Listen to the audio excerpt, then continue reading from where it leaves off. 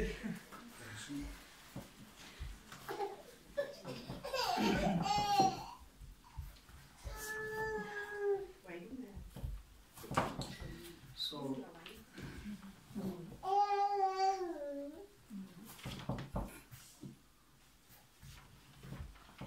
we have to finish the first chapter.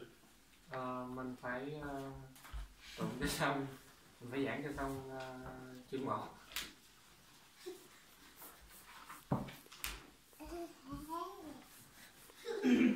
We can use the break also. No need half an hour. No break. No need half an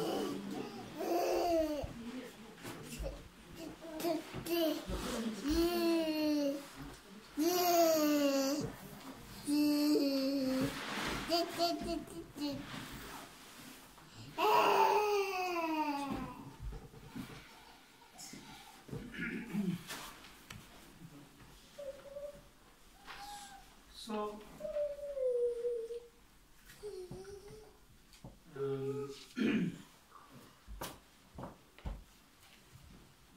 to attain enlightenment, Để đạt được sự giác ngộ, compassion and wisdom is needed.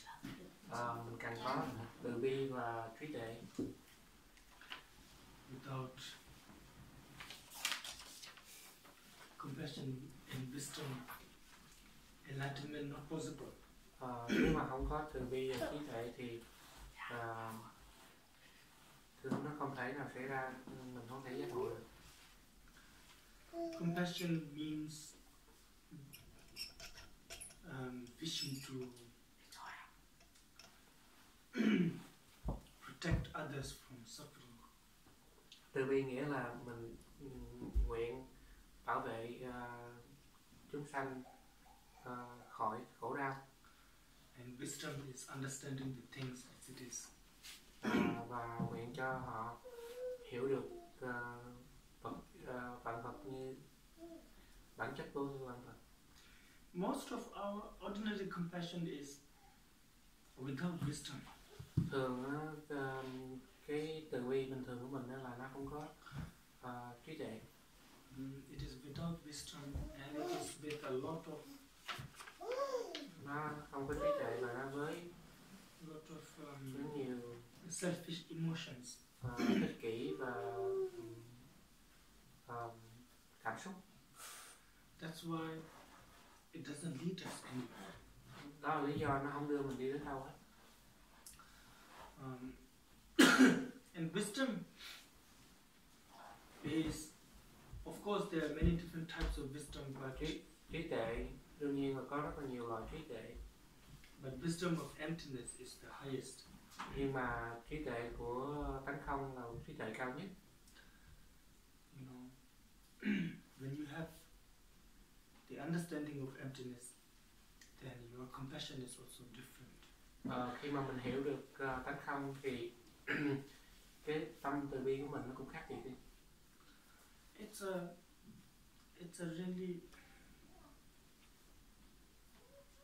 wonderful thing to contemplate.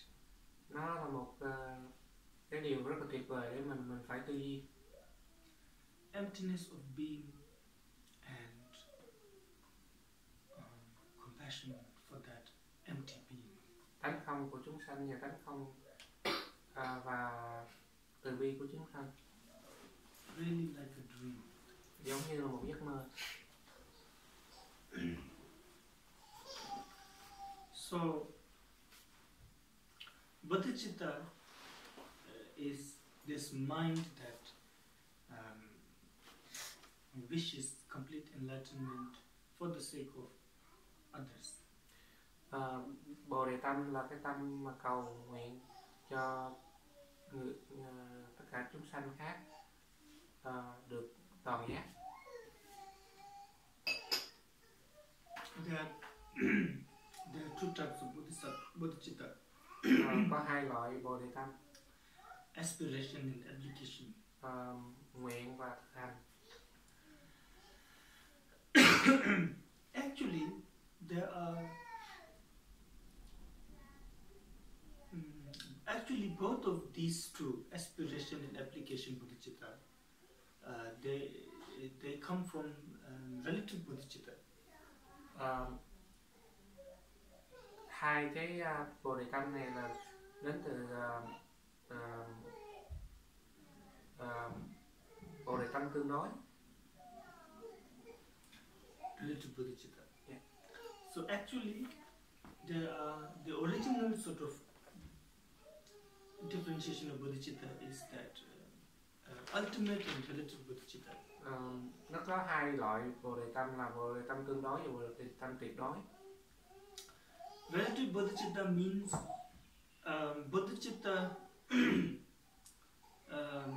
bodhicitta in those who have not realized emptiness. Bồ đề tâm tương đối là bồ đề tâm của những vị mà chưa có đạt được cái sự giác, chưa có sự chứng đắc. When we have bodhicitta, khi mà chúng ta có bồ đề tâm, as an ordinary person, my bodhicitta is called relative bodhicitta. Là người bình thường thì mình có cái bồ đề tâm tương đối. When the bodhicitta in the mind of noble bodhisattva who have realized emptiness. Còn bồ đề tâm của các bậc thánh Bồ Tát đã chứng ngộ tánh không, is called ultimate bodhicitta. Gọi là bồ đề tâm tuyệt đối. That type of bodhicitta is seeing the emptiness directly. Thì cái loại bồ đề tâm đó có thể thấy được tánh không thẳng không? What we are studying right now is the relative bodhicitta. Cái mà mình đang học bây giờ là bồ đề tâm tương đối. What we are studying right now is the type of bodhicitta that we as ordinary person can practice. Cái mà bồ đề tâm tương đối này mình đang học đó là dành cho cái người bình thường giống như mình có thể thực hành. The type of bodhicitta can be generated through vow, taking a vow. Bồ đề tâm này có thể phát ra được từ khi nhận giới Bồ Tát. So this has two types now. The vow. Relative bodhicitta. Thì bồ đề tâm tương đối này thì nó có hai loại. Aspiration and application. Nguyện và thực hành. Aspiration is wishing enlightenment, aspiring for enlightenment for all sentient beings. Nguyện là mình nguyện giải thoát cho tất cả chúng sanh. Application is actually practicing now. Còn hành đó là mình thực sự mình hành động đó, mình làm đó. He says the difference is like wanting to go somewhere and actually walk it there.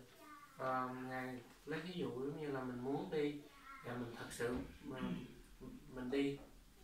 Hai cái đó khác biệt, muốn và đi.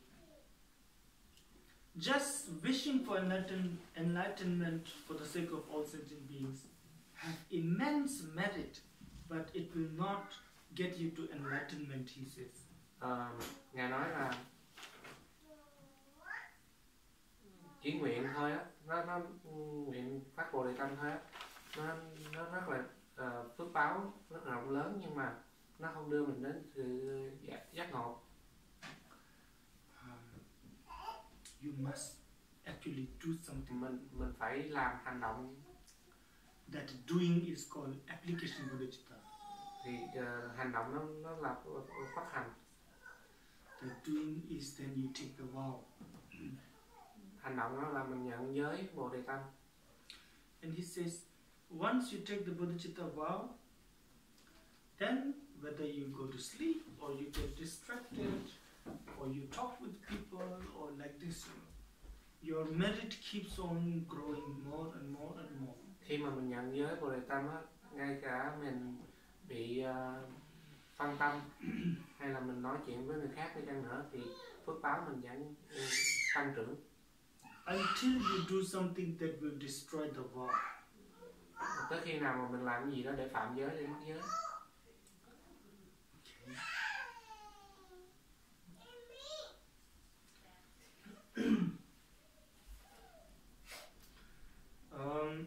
Then he says, parents, for example, our parents take care of us. Parents all over the world, they really take care of their children. Ví dụ như Ngài nói là cha mẹ của mình chăm sóc mình, tất cả cha mẹ đều chăm sóc con gái. They live for the happiness of the child.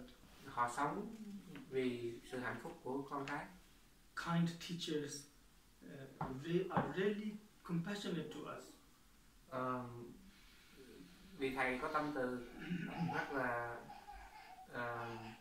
từ bi với chúng ta. Maybe even gods like Shiva and Vishnu are very compassionate.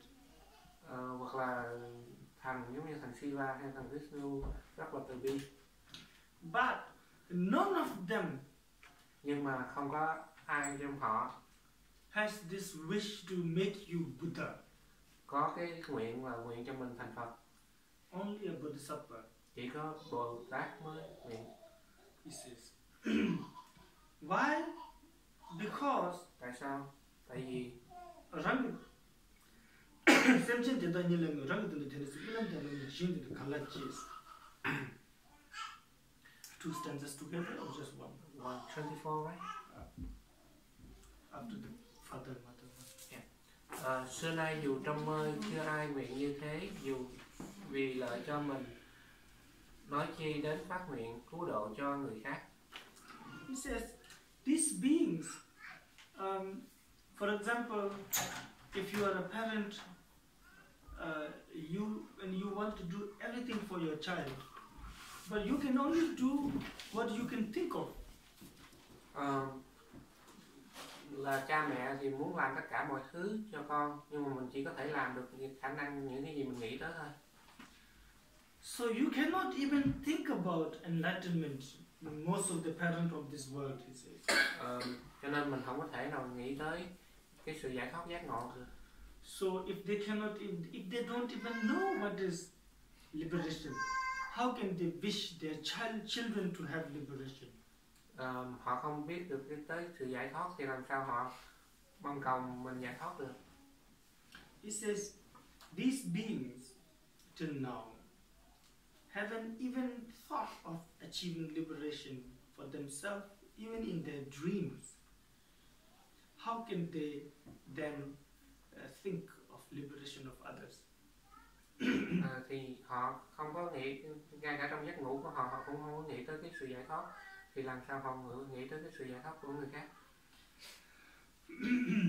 The next one, Shanda rangi tenduye mijun semjen tu semga semjirejin chebur ngana mebi mechiku. Làm sao có thể tìm được một vị Bồ Tát như viên ngọc hy hữu giữa chúng sinh ích kỷ, chẳng biết làm điều lành vì lợi ích chúng sinh. So, if the parents of this world, the teachers of this world, these type of worldly gods, have never even thought, even for oneself, that I want to become Buddha. No. Cha mẹ của thế gian, thầy giáo của thế gian, hay là những vị thần linh của thế gian, họ cũng không có nghĩ cho bản thân họ để mà giải thoát. Such a precious mind. Cái tâm quý giá như vậy is born in me. Nó được sanh ra trong mình. It is indeed like a precious jewel or a precious flower that is never born before in this land is born for the first time. Giống như một viên ngọc quý giá hay là một cái loại hoa quý giá, lần đầu tiên nó được sinh ra trong thế gian này và nó được sanh trong mình.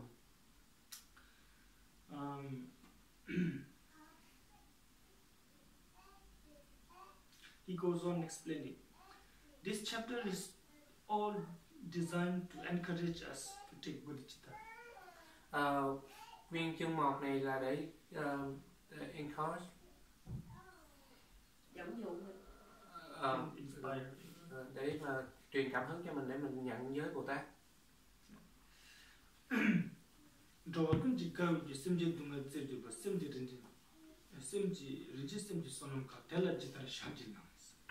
Tâm Bồ Đề trang quý là mầm móng an vui, là linh dược diệt khổ, tạo phước đức vô lượng.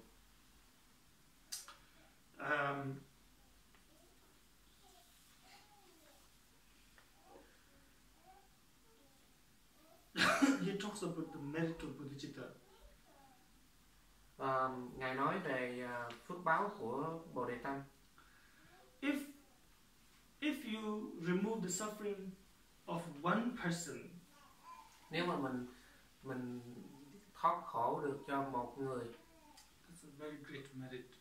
Thì cái phước báo đó rất là lớn. If you remove the suffering, or if you show the way of how to remove the suffering of 100 people, that's very good. Nếu mà mình chỉ cái phương thức thoát khổ cho 100 người thì đó rất là tốt. But Bodhisattva is someone who wants to remove the suffering of all sentient beings. Nhưng mà Bồ Tát đó là muốn thoát khổ cho tất cả chúng sinh. He says, bodhicitta is the cause of happiness of all beings. Ngài nói là Bồ Đề Tâm là nhân của thoát khổ của tất cả chúng sinh. It transforms the suffering of beings into joy. Nó chuyển hóa cái sự khổ của chúng sanh trở thành an lạc. Such a precious mind, who can measure its merits? Tâm như vậy, tâm tối thượng như vậy, ai có thể đo lường được phước báo? Pembar sambat samjija sangye chule chepana simje moli thamdeji didin su bumuji. Ý nghĩ làm lợi người đã hơn phước cúng Phật, huống chi luôn nỗ lực làm lợi lạc muôn loài.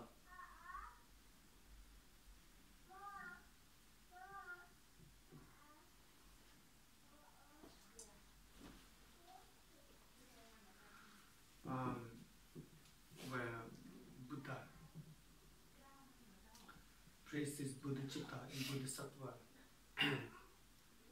In some sutra, Đức Phật cũng ca ngợi Bồ Đề Tâm và ca ngợi Bồ Tát ở trong một số kinh. Buddha makes prostration to bodhisattva. Đức Phật đảnh lễ Bồ Tát.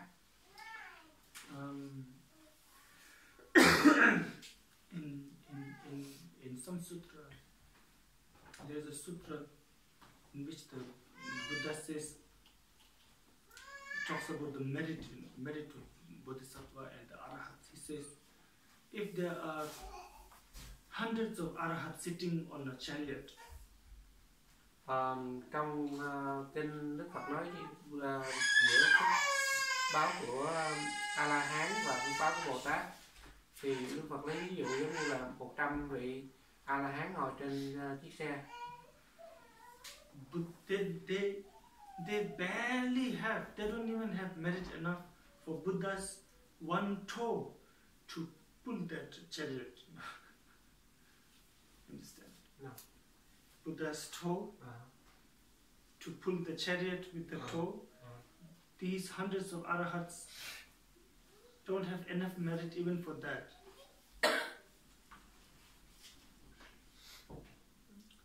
So they're on a chariot. So let's say there is a rope, and Buddha put his feet on the rope and pull it.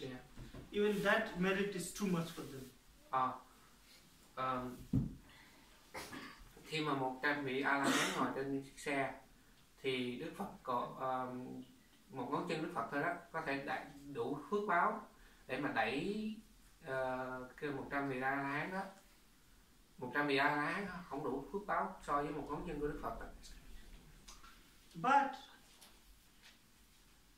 if there is one bodhisattva on the chariot, nhưng mà nếu mà có một vị Bồ Tát ở trên chiếc xe đó, they have the merit. If the Buddha pulled the chariot with his neck, you understand? Put the rope in the neck thì and pull Đức it. Phật phải dùng cổ mình để mà đẩy, mới đẩy được.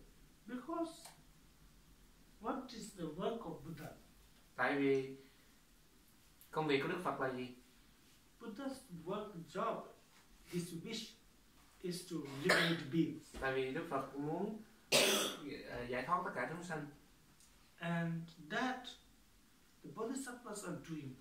Và cái công việc đó thì là các vị Bồ Tát đang làm. If the bodhisattvas stop working, there is no more new bodhisattva. Nếu mà các vị Bồ Tát ngừng những công việc đó thì sẽ không có Bồ Tát mới nữa. If the bodhisattva do not practice, there is no more new Buddha. Nếu mà Bồ Tát mà không ngừng sự tu tập á, thì sẽ không có vị Phật tương lai, vị Phật mới. So there's a lot of this type of praise, admiration to Bodhicitta. Thì có rất là nhiều sự ca ngợi đến Bồ Đề Tâm. Like this one, here he says, Giống như câu này, ở đây Ngài nói, wishing to help others.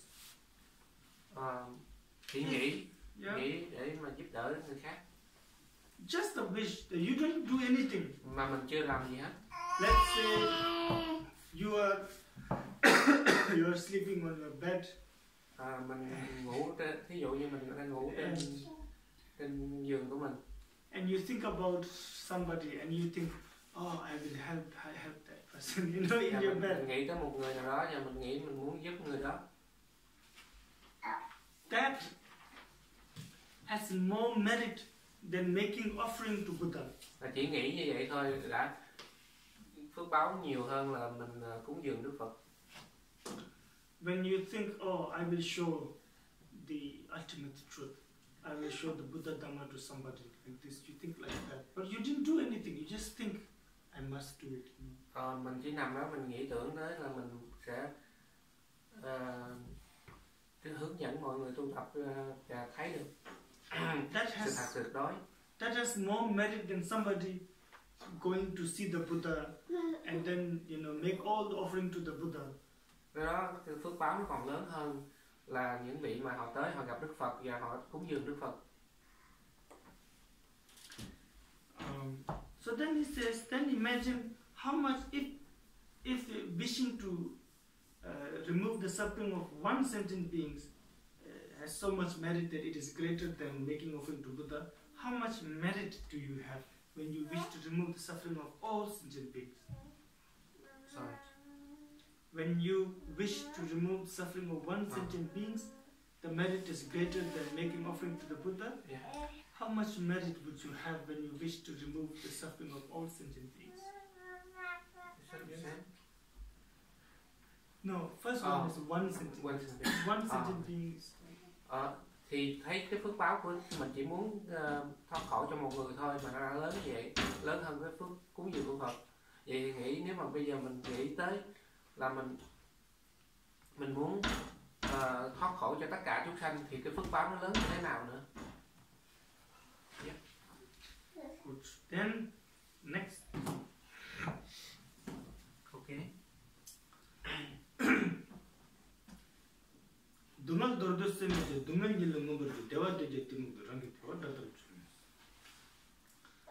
This is the state of beings, he says.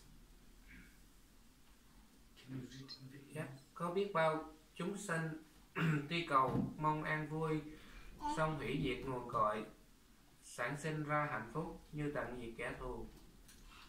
Meaning, nghĩa là sentient beings, everybody wants happiness. Chúng sanh, tất cả chúng sanh đều muốn cầu hạnh phúc. Everybody wishes to be free from suffering. Tất cả chúng sanh đều muốn cầu không thoát khỏi khổ đau. But we love the cause of the suffering. Nhưng mà mình lại thích cái nhân khổ đau.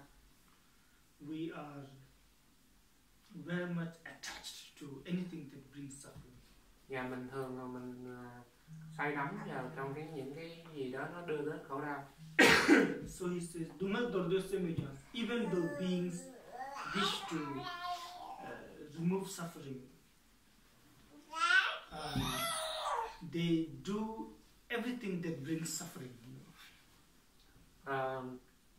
Thì chúng sanh đã muốn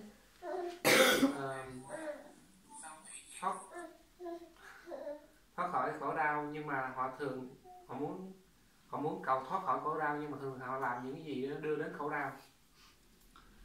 And even though beings wishes to have happiness, they destroy the cause of happiness like it's their enemy.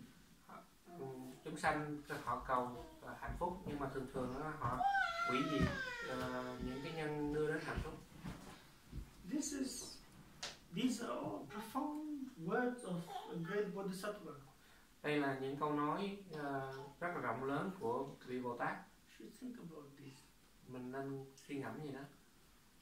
We should look at our own action. Mình nên coi lại những hành động của mình. And then, when the things that we do is bringing suffering, yet we like to do it, then we should remember this. Cho nên khi mà mình những cái việc mà mình làm nó đem đến khổ đau mà mình thích làm đó thì mình phải coi lại điều đó.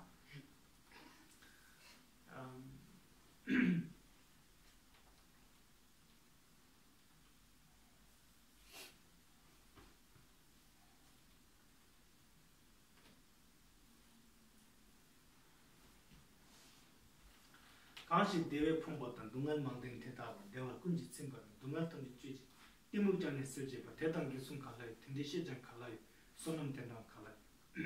Two stanzas go together, I think. No, only one. Only one. Yeah. From now on till the end of the chapter, only one. Next two sentences, can you read together? This two? Yeah. The next two, yeah. Tâm Bồ Đề có thể diệt trừ sự ngu si, có bạn lành nào sánh, còn phước báo nào lớn hơn. Bồ Tát luôn bố thí, dầu không ai cậy nhờ, với tâm thành như vậy, đáng ca ngợi xiết bao. Kanshi Devi Pongvatans, meaning those who desperately need happiness, those who really do not have any joy in their life. Nghĩa là những ai mà rất là họ mong cầu cái hạnh phúc, rất là mong cầu hạnh phúc. Not only that, they have so many sufferings on top of that. Và họ có rất là nhiều sự đau khổ, Sickness, failure, bệnh hoạn, poverty, nghèo khổ, like this, loneliness. Cô đơn. So then somebody who comes and gives them all this joy, Và có người đến cho họ được tất cả sự hạnh phúc and removes all the suffering. và cho họ thoát khỏi khổ đau. Not only that, removes their ignorance. Không những chỉ vậy mà còn làm cho họ thoát khỏi sự ngu si. What merit can be equal to this? Thì có phước báo nào sánh bằng với việc này? What other teacher can be equal to a Bodhisattva? Có vị thầy nào sánh bằng với lại Bồ Tát? Where will we find such a merit? Và mình có thể tìm thấy phước báo như vậy ở đâu? It's very difficult. Rất là khó. Rare. Rất là hiếm.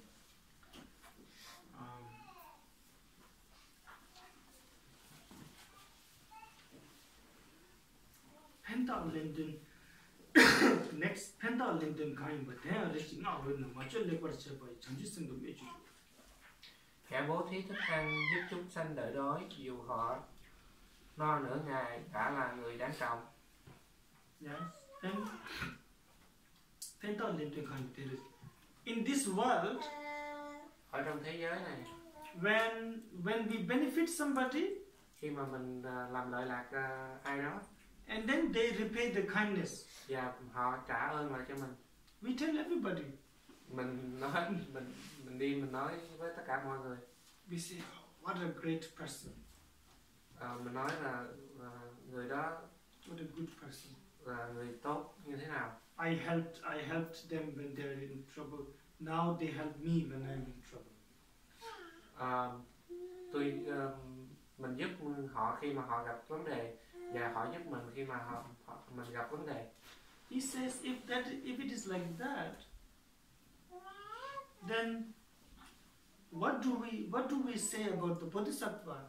Nếu mà nó như vậy á, trong thế giới mà như vậy á, thì mình sẽ nói như thế nào với lại Bồ Tát?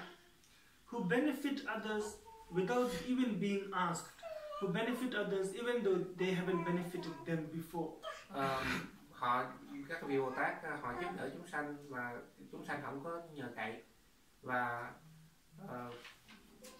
họ cũng không có sự giúp đỡ của chúng sanh trở lại.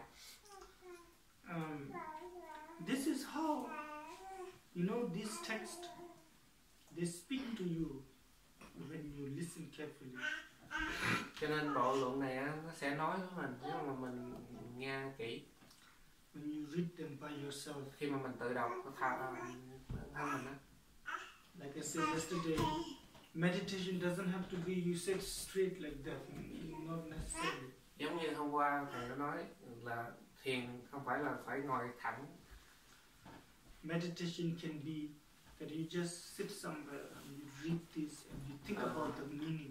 Thiền chỉ đơn giản là mình ngồi ở đâu đó mình đọc thầm cái này, mình tư duy để mình hiểu ý nghĩa này. Then Joan Yungsen Name Zechova, Kichik Zezum Jibra Chebata, Nichi Nichi Dambar Chebon, Kewa Cheba Inchi, Kewe Kur. Next time.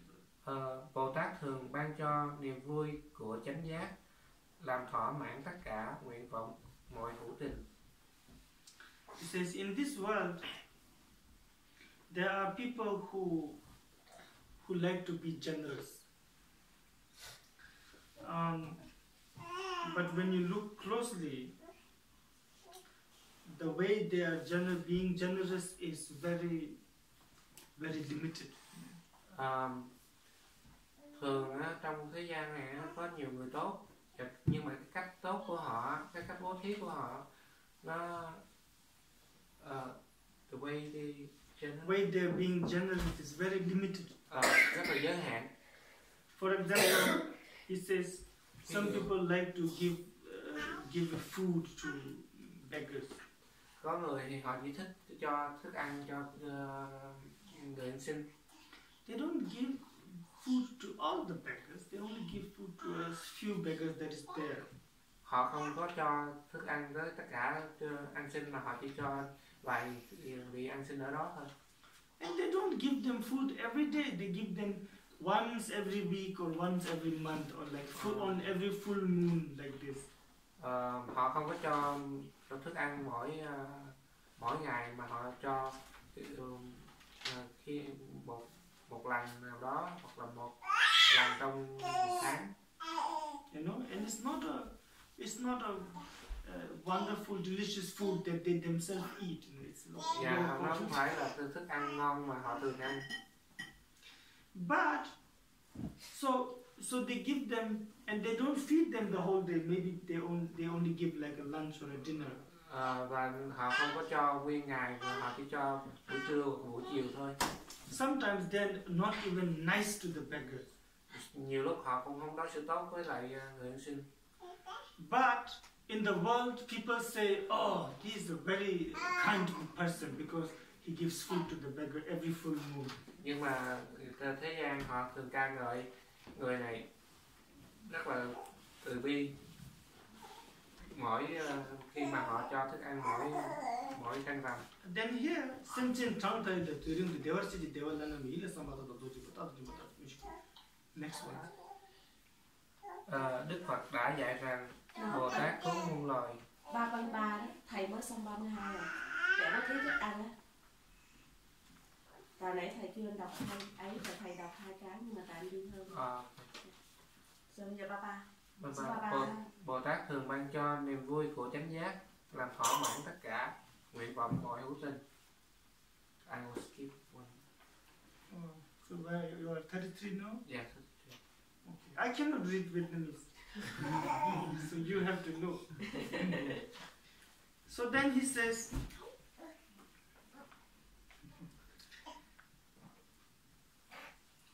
what can we say about the generosity of a bodhisattva? Thì mình có thể nói cái so sánh, mình có thể so sánh như thế nào với lại sự bố thí của Bồ Tát. And what do the bodhisattva give to all sentient beings for a very long time, so that forever, Bodhisattva give them the joy and the happiness of Buddhahood. Bồ Tát cho chúng sanh đó, cho rất là lâu dài niềm an vui hạnh phúc của sự giác ngộ. And Bodhisattva fulfills all of their spiritual wishes. Bồ Tát hoàn thành tất cả ước vọng của họ trên con đường tâm linh.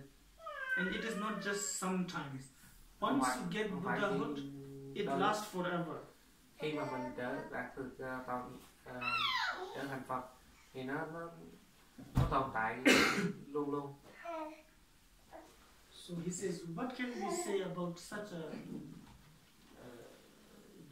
such generosity of Bodhisattva? We cannot talk about it. Thì mình có thể nói gì về sự bố thí của Bồ Tát?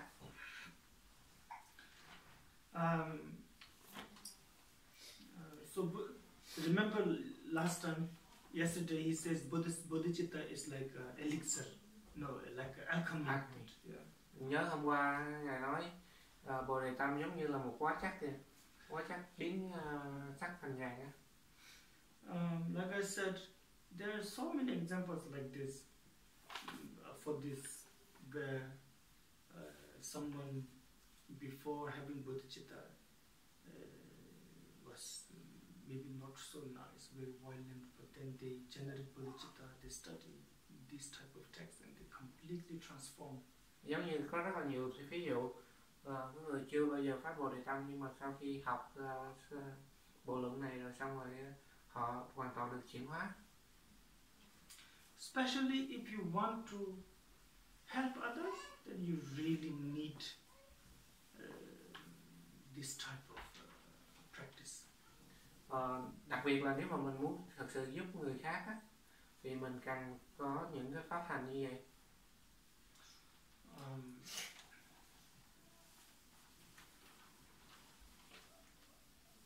There was an Indian Hindu master called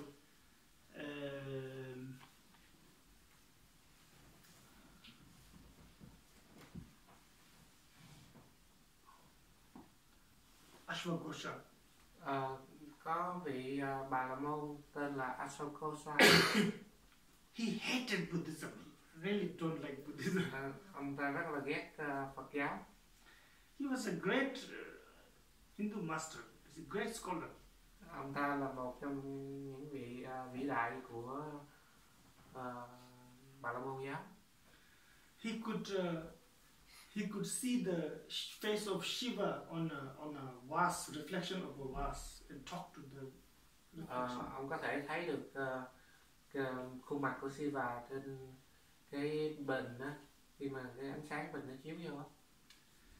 And he could summon, ask the wife of the Shiva to come when he wanted to see, to make offering. Ông có thể kêu gọi vợ của Shiva tới khi nào ông muốn cúng dường. He went all over. He went to many Buddhist temples and he challenged them to debate.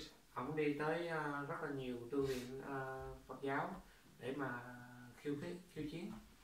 In those days, when you debate, you bet your whole life. Vào thời đó khi mà mình khiêu chiến để mà đa đàm luận đó, là mình đánh cược cả cuộc đời mình. If you win, then your opponent and all of the followers of the opponent will follow you. Nếu mà mình thắng á, thì bên thua và tất cả những người theo bên thua sẽ theo bên mình. If you lose, you follow your opponent completely. Nếu mà mình thua là mình phải theo họ hoàn toàn. And it's a very serious crime if you don't do accordingly, because the king will be watching. Và nó sẽ là tội rất là nặng nếu mà mình không làm theo lời hứa, tại vì có đức vua chứng kiến. Because so he went and he converted many Buddhists into Hindu. Cho nên ông đi khiêu chiến, ông chuyển đổi rất là nhiều Phật tử trở thành Bà La Môn giáo. Then he came to Nalanda. Rồi ông tới Nalanda. there were 500 masters in Nalanda. Và 500 vị 500 đạo sư của abbots. 500 vị trụ trì ở Nalanda. But nobody dared to challenge him. Nhưng mà không ai dám khiêu chiến nhau. So he came with the sort of, he asked permission of the king, and the king says yes, you can debate. So the king went to the Nalanda monks and said, please, somebody should defeat him. Who can defeat him? Nobody can. There's 10,000 monks. Nobody has the courage to defeat him. Ông hỏi ý kiến đức vua cho phép ông được khiêu chiến với Nalanda, nhưng mà đức vua đi đến Nalanda để nhờ các vị khiêu chiến và đánh thắng, muốn các vị đánh thắng ông. Then they thought, we should invite Nagarjuna. Rồi họ nghĩ là mình nên nhờ ngài Long Thọ. Nagarjuna was on an island in India. Ngài Long Thọ lúc đó đang ở trên một hòn đảo ở Ấn Độ. So they do puja and they pray to the protector of Nalanda, is Mahakala. And they write a letter to Nagarjuna. They put and pray to Mahakala, and a black crow came, take the letter and fly. Họ viết lá thơ, họ tụng kinh, họ cầu nguyện với thần bảo hộ của ngài Long Thọ là ngài Mahakala.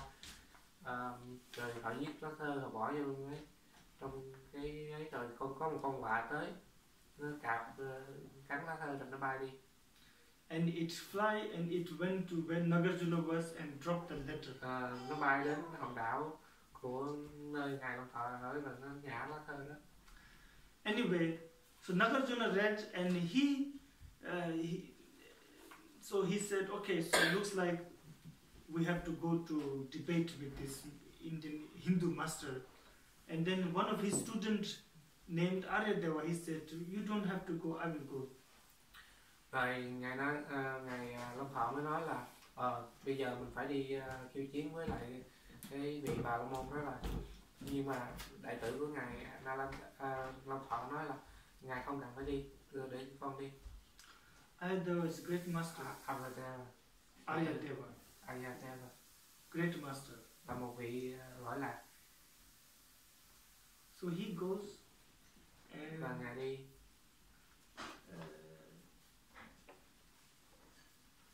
He starts challenging this master. Bắt đầu khiêu chiến với lại cái vị đạo sĩ Bà La Môn. If you can, you should read how the discussion between these two is beautiful. Nếu mà mình có khả năng, mình có thể đọc cái sự mà đối thoại giữa hai người đó. So at the end, Aryadeva defeats him in debate. Ở cuối cùng Aryadeva đánh thắng được ông ta trong luận. Then this Hindu master displays magical illusion. Rồi ông đó mới dùng quyền thuật để mà Aryadeva defeats him there too. Rồi ngài Aryadeva cũng chiến thắng trong. So now he lost. Và bây giờ ông ta đã thua. So Aryadeva make him a monk. Rồi ngài Aryadeva làm bắt buộc ông đạo sĩ đó phải thành tu sĩ. Because that's the contract of that. Đó là bởi vì đó là cái lời hứa. So he make him a monk and he lock him the temple. Làm ông thành tu sĩ và nhốt ông ở trong chùa. So this Hindu master, who's now a monk, so he's a very intelligent guy. So he looks around and there's a lot of Buddhist scripture, so he starts reading them. Ông rất là thông minh cho nên ông ngó xung quanh, ông thấy kinh điển cho nên ông bắt đầu đọc kinh điển. And then he slowly he understands what a great teacher Buddha was. Và từ từ ông hiểu được là Đức Phật giỏi như là một vị thầy giỏi như thế nào. At one point, he saw his name in the script words of the Buddha. Rồi ở một đoạn nào đó ông thấy được cái tên ông trong cái kinh của Đức Phật. Where the students of the Buddhas ask him, who will write your biography? Because Buddha tells his life story, but only like little bit here, like this. But who will sort of compile your biography? Thì trong kinh đó, đệ tử của Đức Phật hỏi Đức Phật là ai là người sẽ kết tập cuộc đời Đức Phật lại.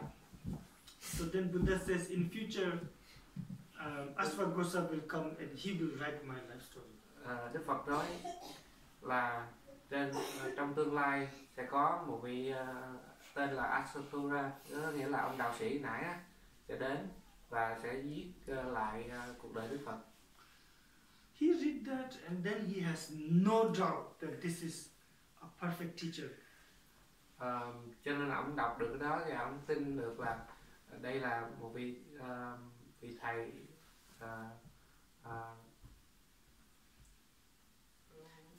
perfect là vị thầy without any fault, không any fault. Hoàn toàn không có một lỗi nào lầm nào. Then he became a great Buddhist master. Rồi ông đó trở thành một trong những vị lỗi lạc của Phật giáo. And he became a great Bodhisattva. Và trở thành một vị Bồ Tát lớn, vị Đại Bồ Tát. And you know the way he died is that he was going sort of passing through a forest and with his attendant. He was now an old monk, you know. Yeah. And they see a very hungry tigress who has 2-3 baby and who cannot go to hunt because she's worried about the child. So for almost 2-3 weeks she didn't go to eat, so she didn't get any food, any drink. She's about to die.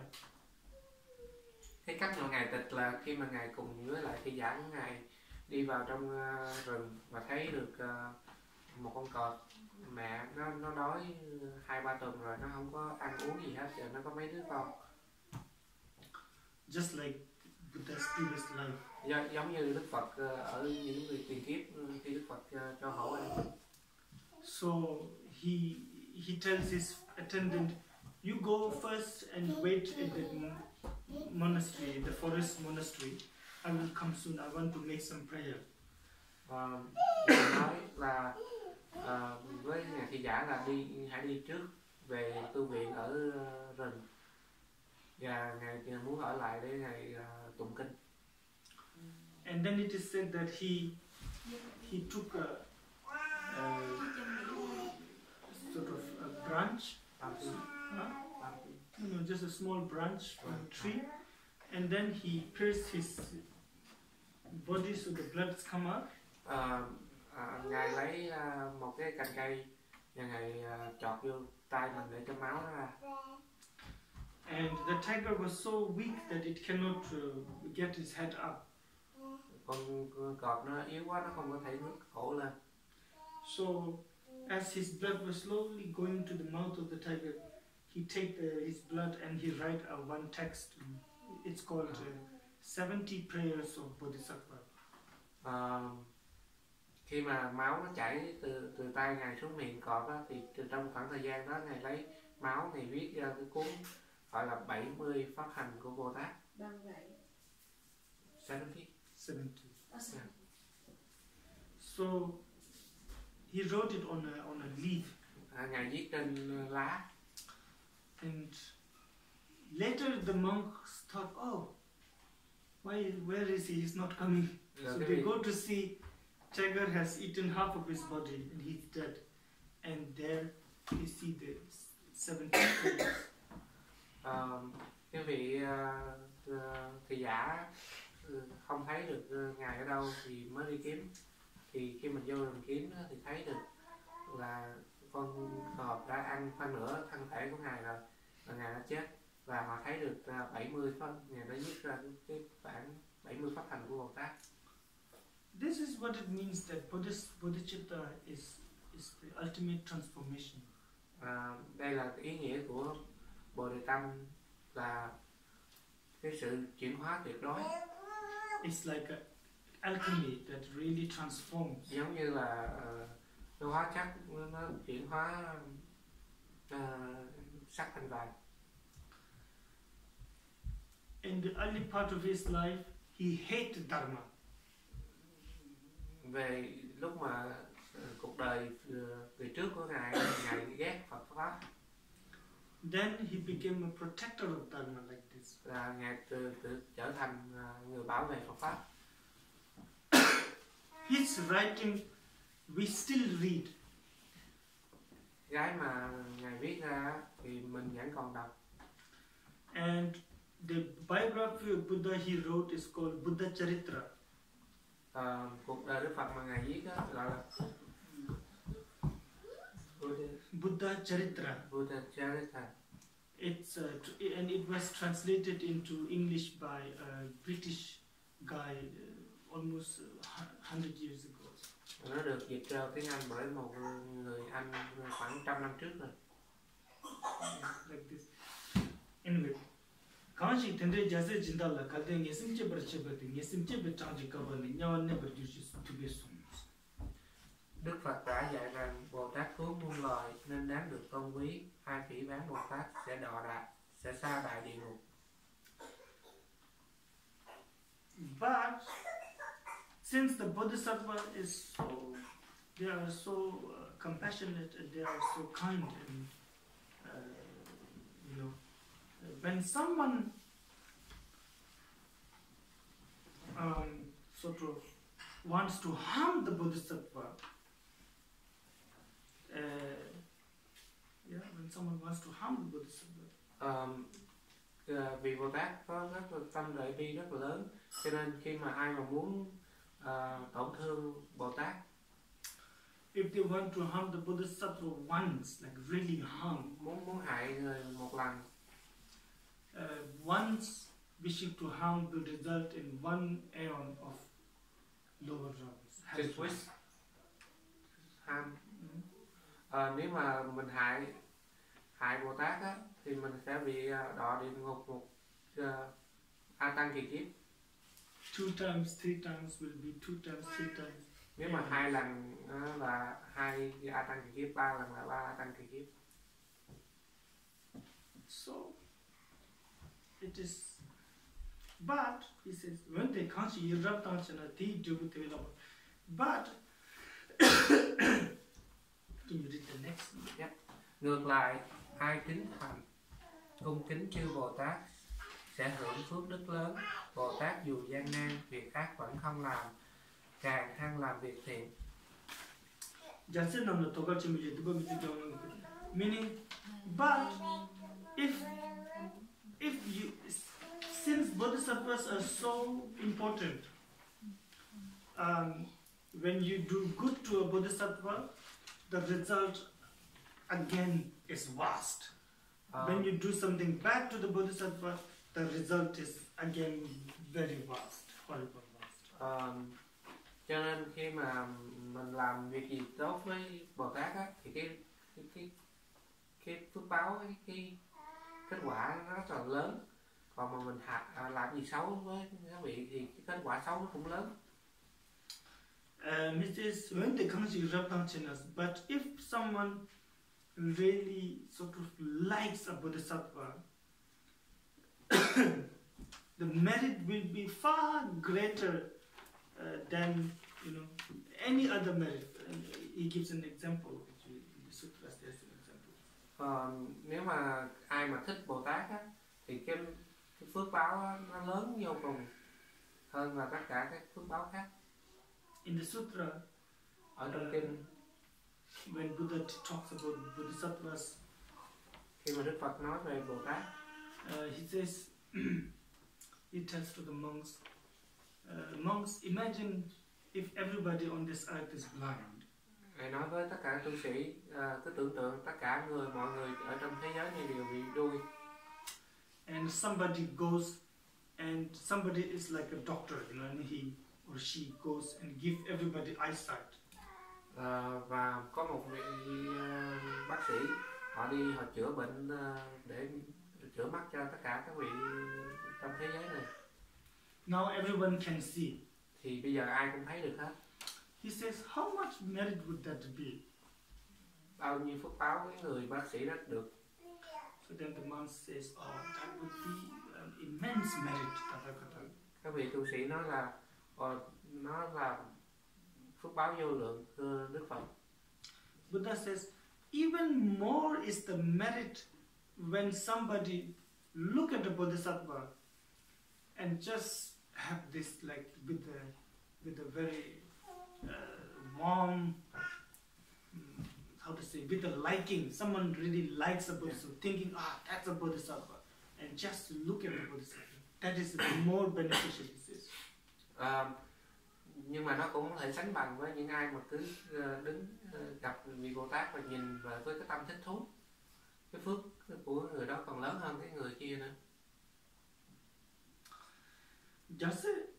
And Bodhisattva themselves, no matter however difficulty they face, they try to train, and all the how to say, when the Bodhisattva tries to train on the path, they face many difficulty, but those difficulty do not bring any negative karma. Thường á, khi mà các vị Bồ Tát khi mà thực hành thì họ gặp rất là nhiều trở ngại, nhưng mà tất cả các trở ngại đó thường nó không có đưa đến nghiệp bất thiện cho các vị Bồ Tát. In fact, they generate more and more positive karma. Nhưng mà thật ra nó tạo ra rất là nhiều nghiệp thiện cho Bồ Tát.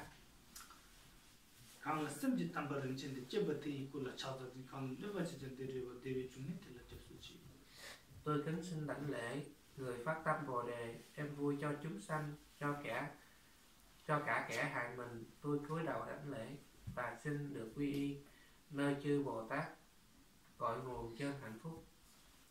So Shantideva, he says,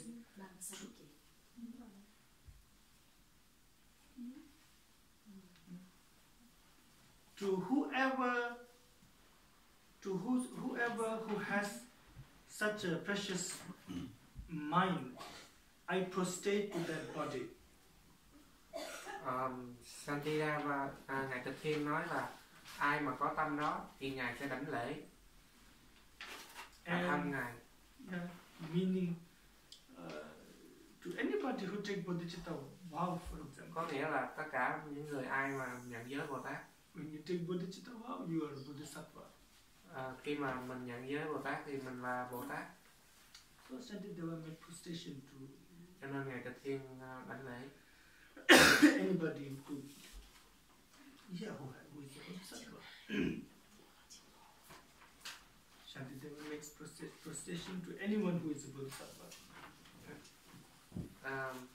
Cho nên Ngài Tịch Thiên sẽ đảnh lễ tất cả những người ai mà đã nhận ai là Bồ Tát.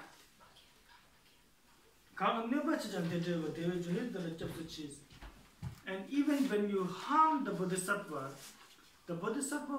will benefit you one day. So such a bodhisattva is the source of happiness. So I prostrate to such source of happiness. Ngay cả khi mà ai muốn hại Bồ Tát đi chăng nữa, nhưng mà khi mà hại rồi á thì Bồ Tát sẽ làm lợi lạc người đó sau này. Cho nên even when you harm the bodhisattva will will benefit you. So to such a bodhisattva I prostrate. Đối với trước các vị Bồ Tát như vậy thì Ngài đã đảnh lễ. For example, when Shakyamuni became enlightened, ví dụ như khi mà Đức Phật Thích Ca trở thành đạt được giác ngộ, the first people he gave teaching and liberate was the 5 monks. Những cái người đầu tiên mà Đức Phật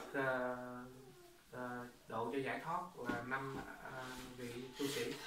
The reason why is because many life ago. Lý do tại sao? Tại vì ở trong những kiếp quá khứ, they harmed Shakyamuni. họ đã hại Đức Phật Thích Ca. They were born as a hungry ghost. Và họ sinh ra làm quỷ đói. And Shakyamuni was born as a king. Và Đức Phật sinh ra làm vua. So it is said that these ghosts, they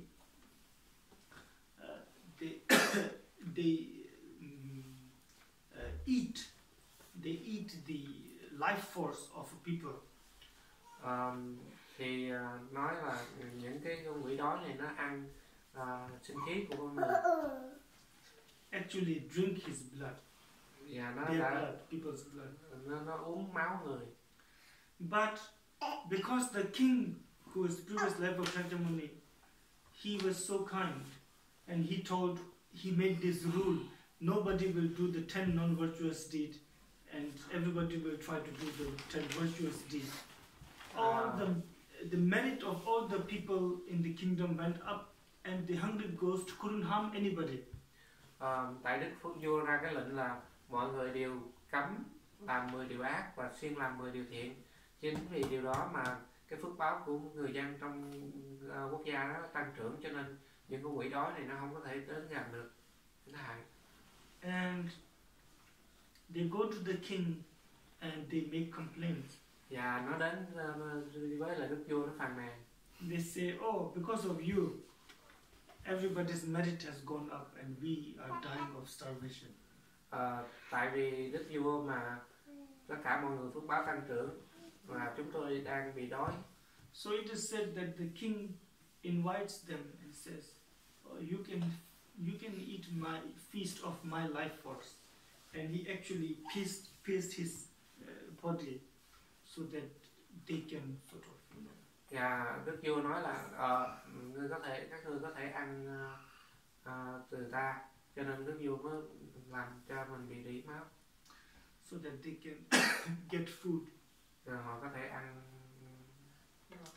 no. And as this was happening, the king make an aspiration: when I become Buddha, you five will be the first people I will liberate. Cho nên ngài nguyện là khi mà Đức vua nguyện là khi mà tôi thành Phật thì các ngươi là người đầu tiên tôi sẽ độ giải thoát. So they come to harm the king. So, họ đến hại Đức vua. They harm the Bodhisattva. Yet Bodhisattva make prayer to liberate them. Và Đức Bồ Tát nguyện độ giải thoát họ. And they got liberated. Và họ đã được giải thoát. So that's why he says, I make prostration to the Bodhisattva. Đó là lý do tại sao ngài Được Thiên nói là ngài đảnh lễ các vị Bồ Tát. Who benefits even those who harm. Đảnh lễ các vị Bồ Tát mà các vị làm lợi lạc cho những người mà kể cả hại mình. Path of Dharma should be like this. Con đường đạo lộ thì nó phải như vậy. Should be humble. Phải khiêm cung. Should be honest. Phải thật thà. Should be for the benefit of others. Phải vì lợi ích của tất cả chúng sanh. If it is not humble, if it is not honest, if it is not for the benefit of others, it's not Dharma. Nếu mà nó không phải là khiêm cung, không phải vì lợi ích của chúng sanh thì nó không phải là con đường đạo lộ. I think that's maybe. You have any question you can answer? Yeah, you have. Có ai có câu hỏi gì muốn hỏi? Sorry, you will check. I have to go to toilet. Yes. Oh no. Linh can took. You want me to come? No, thank you. Linh can translate. I try my best. Tụi con muốn hỏi gì cô? Hỏi đi hỏi thẳng thầy muốn hỏi. Mình học. Tụi con. She's forcing them to ask questions? No, it's just to ask her, you have any questions? Cô, mấy chị có câu hỏi gì không? Xong chương 1 rồi á. Chương 2 chương 1. Chương 1. Chương 2 lần sau. Dạ, tại mình nói thiệt. We only finished the first chapter. Yes. Yeah. try to read the, second one. you know, you guys try to read the book that I gave her son yesterday after he finished. Nói là mấy em có thể mượn cái quyển sách mà tiếng Anh nó mượn về khi nó đọc xong rồi thì mấy em có thể mượn đọc. It's called What Makes You Not a Buddhist. Yeah. And it's really good. Con đi về hả? Con như này. Con về sớm nha. Em ba nói là con phải đi về. Ba đứa đi luôn hả? Không, con đi về. Con đi. Một đứa thì Còn con thằng ra đi về, ra đi đường tới luôn. Viết tờ viết tờ rồi để con nghe đưa về, con ngồi xuống đi để lấy đồ em về. Bây giờ À, con nghe em về lấy đồ. rồi sáng Chào thầy, chào thầy con.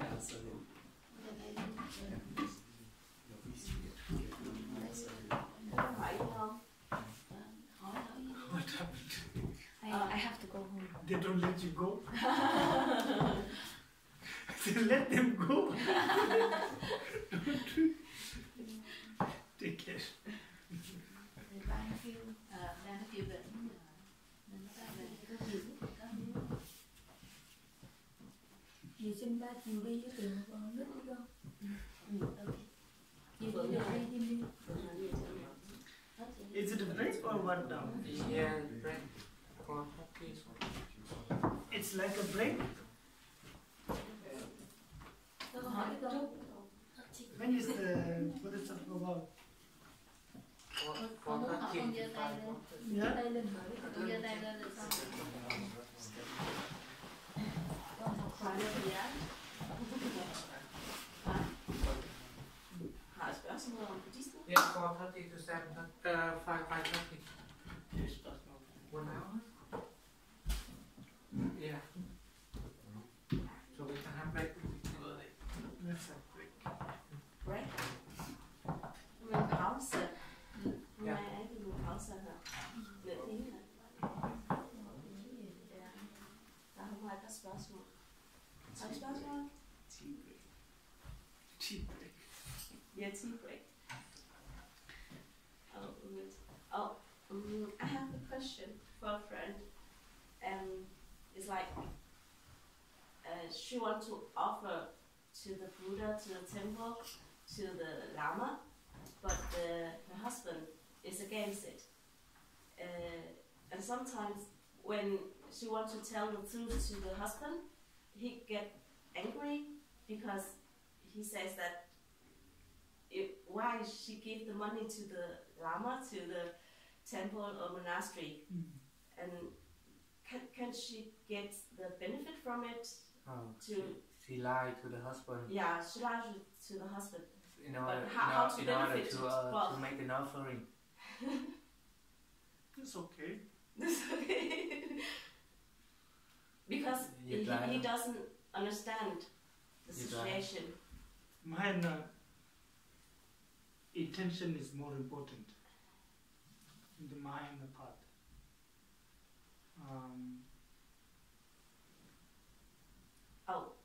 I said in Vietnamese. Yes.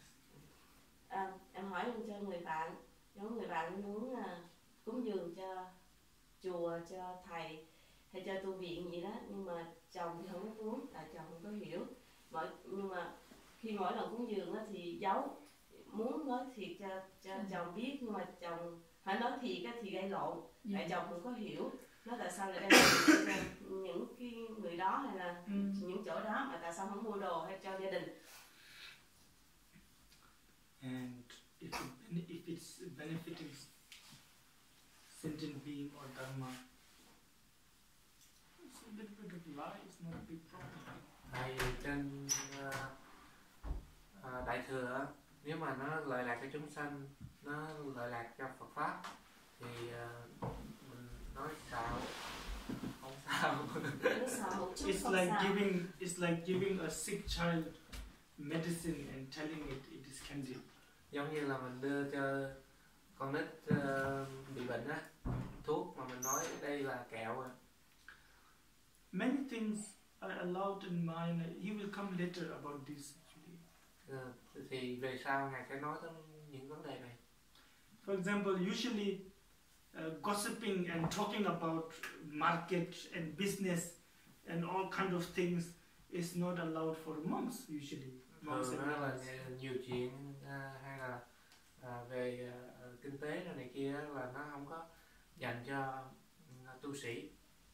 But he says, if you have to do it, sometimes you have to do it because, let's say you go to see a sick person who is alone for many days and who wants to talk and like to gossip, and you sit and you talk and you gossip, but without any attachment. In your mind you think, I'm doing this to help this person. Ví dụ như lúc mình phải đi gặp một người bệnh mà người bắt đầu mình ngồi đó nhiều chuyện, tại vì mình muốn nhiều chuyện để giúp cho người đó thì nó không sao á, nhưng mà quan trọng là tâm mình đừng có chấp vô nó, bám víu vô cái sự cái nhiều chuyện. There's many like that in mind. Có rất là nhiều ví dụ như vậy ở trong. Because like I said, Mahayana practice is mainly to do with the training of the mind. Tại vì giống như thầy nói là đại thừa là cái sự rèn luyện tâm. Then physical action is not so important. Cho nên cái hành động bên ngoài nó không có quan trọng lắm. You should read this sutra called Vimalakirti Sutra. It will shock you. I don't know the summation for that in Vietnamese. Thầy nói là có cái bộ kinh bản kinh đó, khi mà mình đọc cái đó mình sẽ bị giật mình. Maybe you said it to me. In English, yes. It's called Vimalakirti Sutra. It's about one of the most important student of Buddha. He's not a monk. Nó nói về một trong những vị đệ tử quan trọng của Đức Phật nhưng mà không phải là tu sĩ. It's about a man with long hair, with a lot of rings. He drinks alcohol. He has many girlfriends. Một người đàn ông có tóc dài, có mang rất là nhiều nhẫn, uống rượu và có rất là nhiều bạn gái. And he's a great Bodhisattva. Nhưng mà ông là một vị Bồ Tát, đại Bồ Tát. Everything he's doing, tất cả những gì ông làm đều ngài làm đều lợi lạc chúng sinh. For example, once there was this Zen master who keeps praying to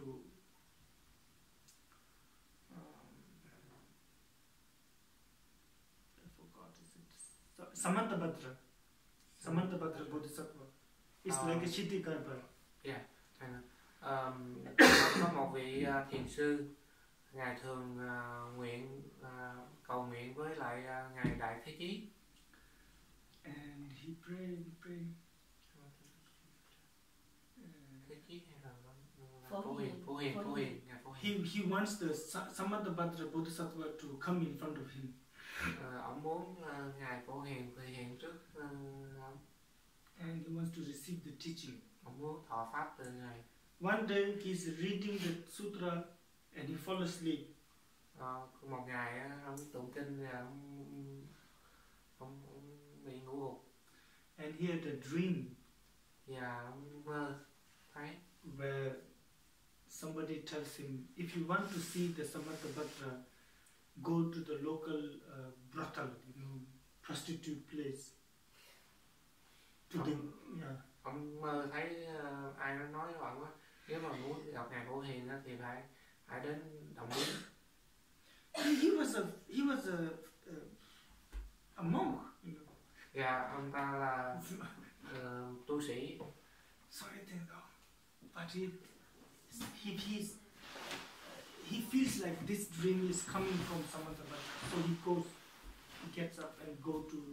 Cảm giác là cái giấc mơ này là do cái thần lực của ngài Phổ Hiền, cho nên ông đi đến nơi đó. So he thinks, oh, when he gets to the brothel, the geisha, she was singing, you know. She was singing about some river and love story, love song, and there were many young men. So he thought one of these young men is Samantabhadra. Khi mà đi đến lầu xanh á, thì kỹ nữ đang hát về tình yêu, về sông núi, và có rất là nhiều trai tráng ngồi xung quanh, thì ông nghĩ là một trong những vị trai tráng đó là Đức Phổ Hiền. Then he looks and look. He doesn't know. They all look ordinary person.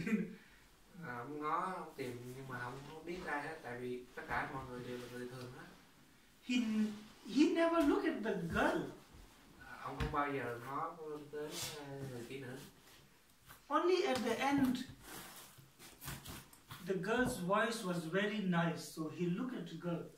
Chỉ cho tới khi gần kết thúc, tại vì cái âm thanh, cái giọng của cô rất là hay, cho nên ông ngó tới cô.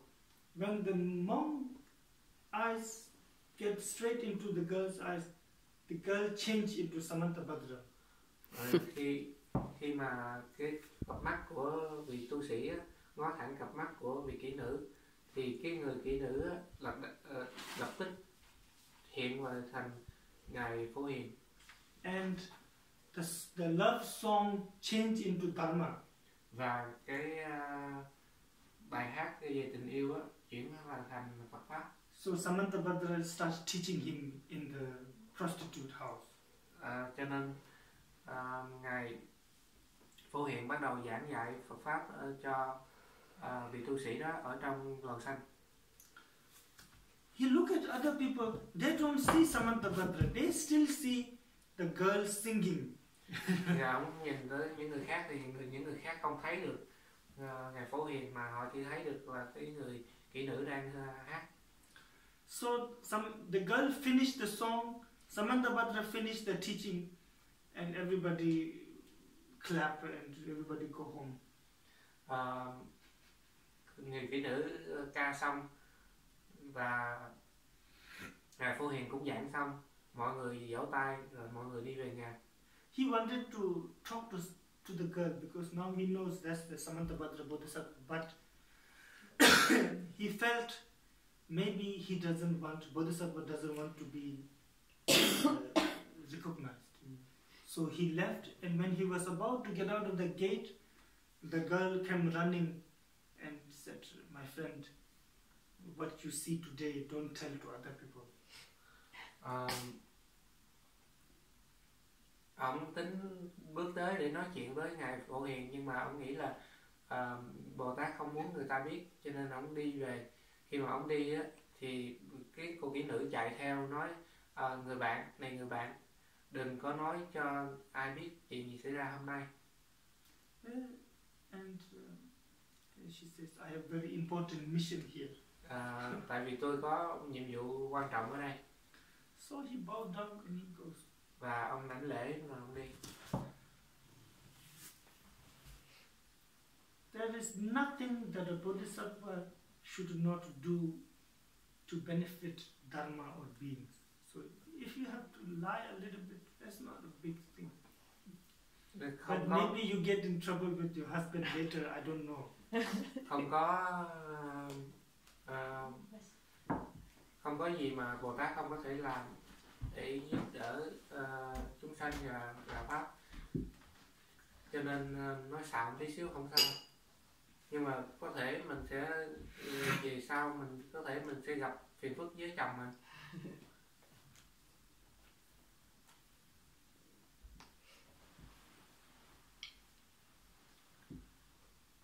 Yeah. Câu hỏi gì nữa?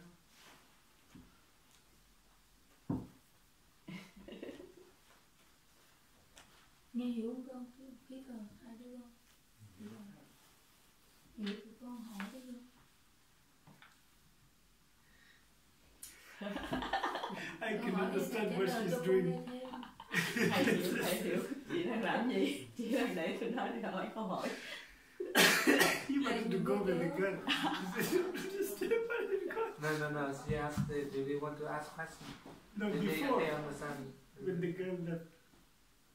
No. So funny. Cô muốn hỏi về xuất gia cho nó thầy biết là Oh, yeah. đó là của con trong lòng đó. Xuất gia. Right, and now who is taking refuge and who is taking bodhicitta vow? Trúc, Okay. uh, And, Trúc taking refuge. Ai thọ giới Bồ Tát lại? Ai thọ giới Bồ Tát thì ai chị thọ Du. giới Bồ Tát rồi? Chị Dung thọ giới Bồ Tát. Dân thọ lại đó. Dạ. Chị nghe. Thì Hiền cũng có rồi không? Giới Bồ Tát thì mình Thanh tịnh lại thôi. mình nhận xét lại. if you have taken before, you can revive it. Yeah. And you're not taking it from me. That's important to know and understand. You're taking it from the Buddha. Mình không có nhận giới từ thầy mà mình nhận giới từ Phật. It's not like a monks vow where you take from the airport. Nó không phải giống như là giới của tu sĩ mà mình phải nhận từ người trụ trì. Mà giống như là mấy như giới tỷ người ta chưa có thọ năm giới, người ta có thọ thẳng vô Bồ Tát giới được không? Được refuse rồi, tại vì có quy y rồi xong còn Bồ Tát giới rồi. Không, chưa quy y mà thọ Bồ Tát thì không được. Không, Phải quy y trước, dạ, quy y trước rồi thọ Ý Bồ Tát. là sư hỏi là chưa Hỏi quy ra y có nhưng mà người mà ta thọ chưa là- có quy y, ta chưa có Không, thì chị nói năm giới nó khác, còn quy y đây không chỉ quy là y năm giới á, mấy người mà ta quy năm giới trước á mà ta chưa có không quy y nó khác, còn năm giới nó khác nữa, năm giới rồi Bồ Tát giới nó khác. dạ cho nên Bồ Tát chị nói- giới thì quy năm giới thì Chỉ cần quy y thôi, sau khi quy y có thể thọ được Bồ Tát giới. Thọ giới. năm giới năm giới Dạ. là giữa năm giới nó Chứ không phải quy y năm giới. Quy y là mình nương về Phật Pháp Tăng, còn mình đâu nương về giới đâu, nên nó khác. So nên được. Phượng vẫn có thể thọ Bồ Tát giới được. Thọ Bồ Tát giới về nó sợ làm tiếp.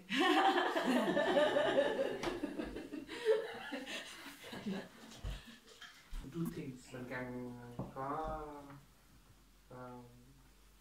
resource, You need the causes and conditions mình cần có nhân duyên to walk, to eat, to sleep, to talk. đi, ăn, nói, ngủ, To build a house. để mà xây nhà cũng vậy. Without the conditions, you cannot do anything. Nếu mà không có nhân duyên thì mình không thể làm được cái gì hết. Similarly, for the bodhicitta too, you need a lot of conditions. Và Bồ Tát cũng vậy, mình cần rất là nhiều nhân và duyên. For the refuge, you need a lot of conditions. Quy y cũng vậy, mình cũng cần rất là nhiều. So the Buddha taught these 7 limbs Và Đức Phật giảng dạy thất chi nguyện so that people will have these conditions. và để cho mọi người có thể có được cái duyên. You know, it's a mental practice, so it needs mental condition. Nó là pháp hành về tâm, cho nên mình phải có duyên của tâm. First one is called making prostration. Cái đầu tiên là mình lại Phật. It's an amazing practice. Nó là một cái pháp tuyệt vời. Don't think it's just traditional cultural thing. Mình đừng nghĩ đó chỉ là một cái truyền thống văn hóa. It's a natural. Nó là một cái hiện tượng tự nhiên. If you look at wild animals, Nếu mà mình ngó tới mình để ý tới súc sinh, when a stronger one comes, the weaker ones bow down. khi mà có con mạnh tới thì con yếu nó sẽ cúi xuống. Similarly, we bow down to the Buddha Thì cũng như vậy, mình cúi xuống đầu trước Phật. because the mind of the Buddha is much stronger, Tại vì tâm của Đức Phật mạnh hơn. and our mind is very easily disturbed. Và tâm mình thường dễ bị vọng động. You hear a noise, mind is gone. You Mình hear a nghe smell, tiếng động, again mind is gone. tâm nó mất. Mình ngửi mùi, tâm nó cũng chạy mất. Causes and condition changes us all the time.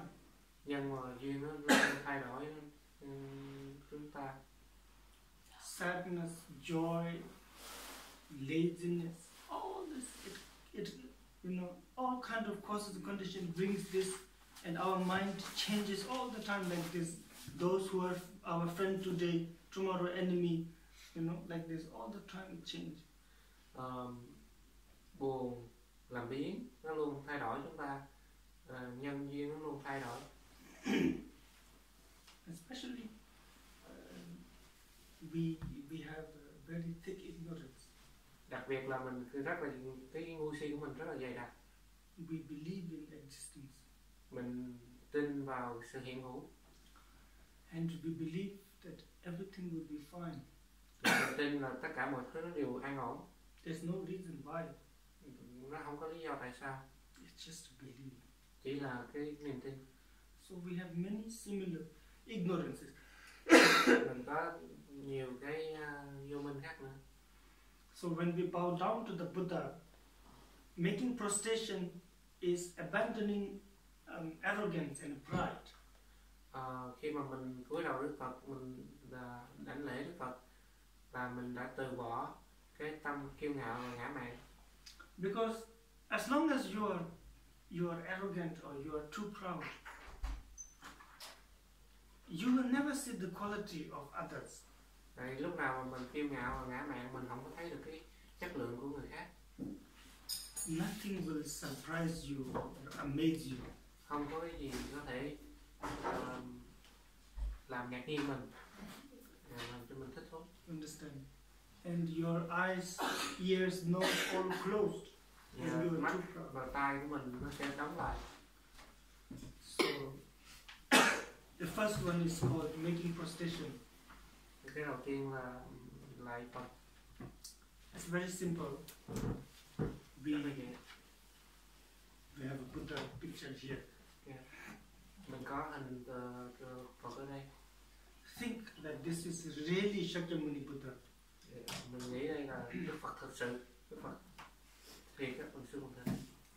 And we all get up and we all make 3 prostrations. Và mình đều đứng dậy và mình lại 3 lại. In your mind you think, I want to take the refuge and the bodhicitta vow. Ở For trong tâm that, I want to let go of my pride. Ở trong tâm mình á, mình muốn nhận lễ quy y, nhận Bồ Tát giới, và do lý do đó cho nên mình rời bỏ cái tâm kiêu ngạo của mình. Khi lại Phật phải nghĩ tới cái đó. You make prostration sometimes.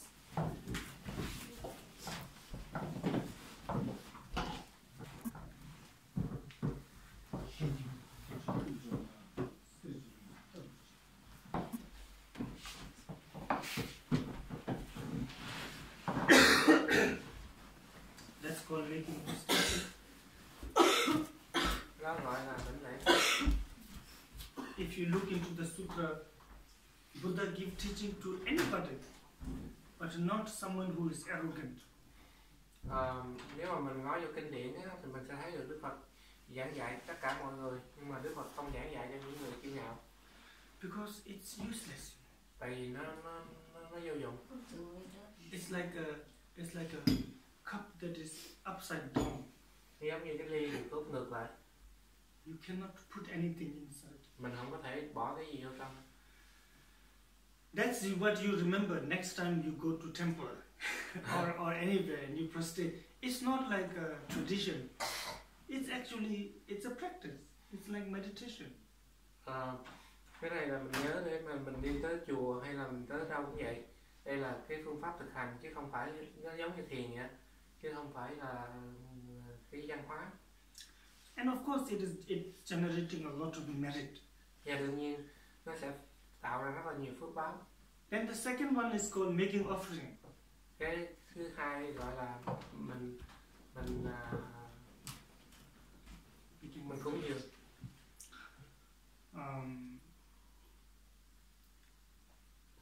very important practice. Nó rất là quan trọng. Nó có nhiều. You need rice. Rice for offering. It's alright.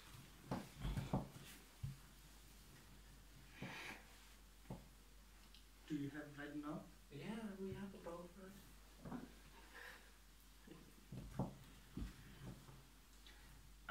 It is an antidote to miserliness. Nó là cái phương thuốc để mình đối trị với lại tâm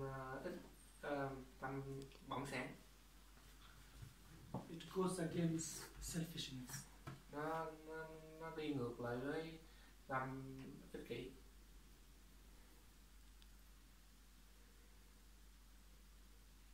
You know, it's not a gimmick to that Buddha and masters make to get the money from people. What's skin? It's a game. It's not like Nó that. không phải là trò chơi mà Đức Phật hay là tất cả các vị đạo sư tạo ra để mà nhận tiền của tín đồ.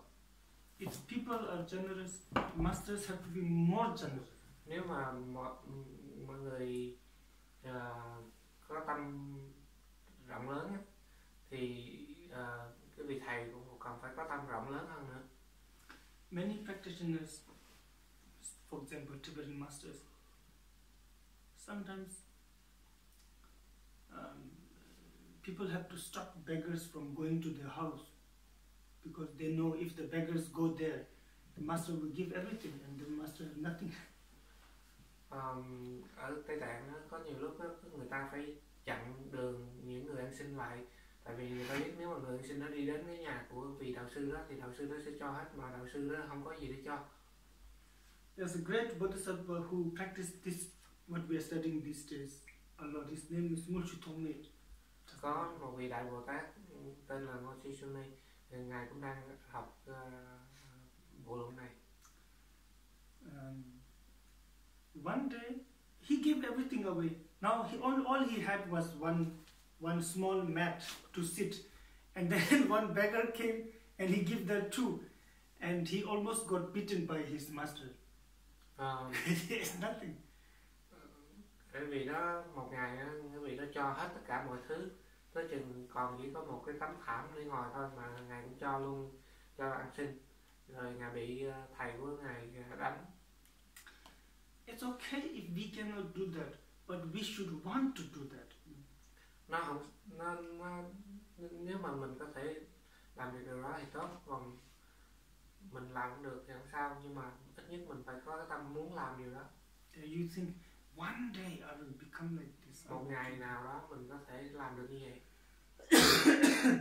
So in your mind, right now, ở trong tâm mình ngay bây giờ. Right now it is easy for us to make offering to the Buddha. Buddha we like, so it's easy for us to make offering to Buddha. Rất là dễ cho mình để cúng Đức Phật. Tại Đức Phật mình thích Đức Phật. So I will recite something, and you guys can recite together. No, leave it. You just, when I'm reciting this and making offering, please. You visualize that you are offering flowers, food, clothes, places to stay, meditation cushion, medicine, to palaces, to everything you have, and your body, speech and mind, everything to Shakyamuni Buddha.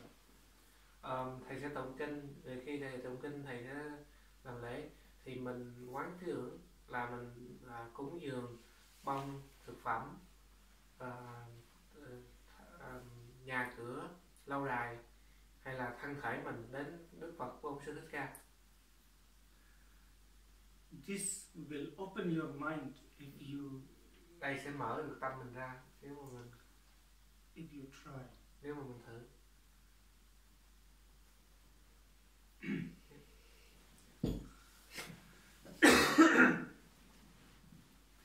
Om Vanza Bhumya Om Vajja Om Daba Vanjit Om chi jere kuru jikur ve so hong ri jebere ra jara lu ba bo lo zambolin no balanje jang de menye lu na jang de menye ni ma da wala da me po jo busum so pa ma chawa mi ba ni tinjin sa wa da jebere jebe ba da lam da ma nam de idam je ko la so sang da chu sim ba so solo bol bar je tu je drove den de je shen ne no ko je tem ba rom ko ta den je la ni ne ba ra jin je la do ro ba za ba me a je yo so da bo wan je je za je on ban za re ge a on chi je kuru ji kuru u su hum re je bo re ra shar lu ba bo lo zam bo le no ba la je jang de me ni ma da wala da me ba jo bon sum so pa ma chawa me ba tin tin jin za da je bar je be ba da la ma da ma nam de idam je kor ge la so sang ge da den je sem ba so ji go lo lo je o tu je drove den je so jene lundo je temba rumbo je tarjin je la yuring dun ne bara jen je labdo zo tajin ji la chanju gesem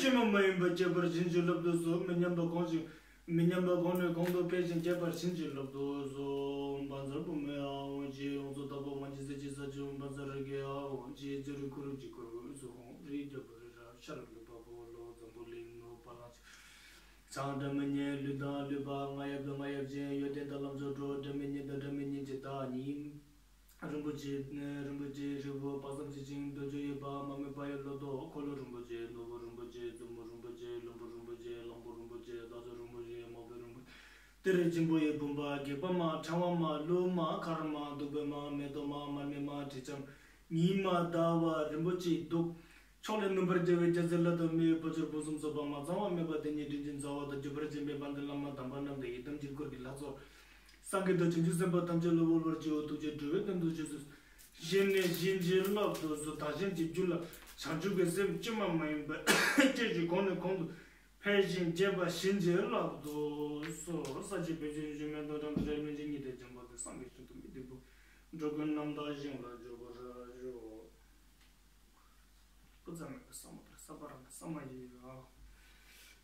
Okay, let's say that's the second part now. Đó là cái chi nguyện thứ hai. Later when we go into the text, we will do this properly. Rồi khi nào mà mình đi vào trong bộ luận sâu nữa thì mình sẽ làm nó đúng thôi. So also you have to know that giving is not to show off. It's not to feel good. It's to remove one's grasping to things, you know. Cho đi á, không phải là để mà mình khoe khoang hay là để mà mình cảm thấy tốt, mà nó dùng để mình đối trị với là cái tâm mình chấp vào vật chất. Don't announce every time you give something to someone. Đừng có thông báo khi mà mình cho ai cái gì đó. I know some friends who like to give, but you know they always announce every time they give a new towel to the monks or something. It's all over Facebook and Instagram. That's not good. Thầy biết được một người á, họ khi mà họ cho cứ lúc mà họ cho cái khăn ví dụ khăn á cho vị tu sĩ á, thì cái hình ảnh trên Facebook hoặc Instagram. Then the giving has become another tool to make your selfishness become bigger. Cho nên cái hành động mà cho đi á, nó trở thành cái phương tiện để mà làm cho cái tâm ích kỷ mình nó rộng lớn hơn. The third one is called purification. Cái thứ ba là thanh tịnh hóa. Purification, just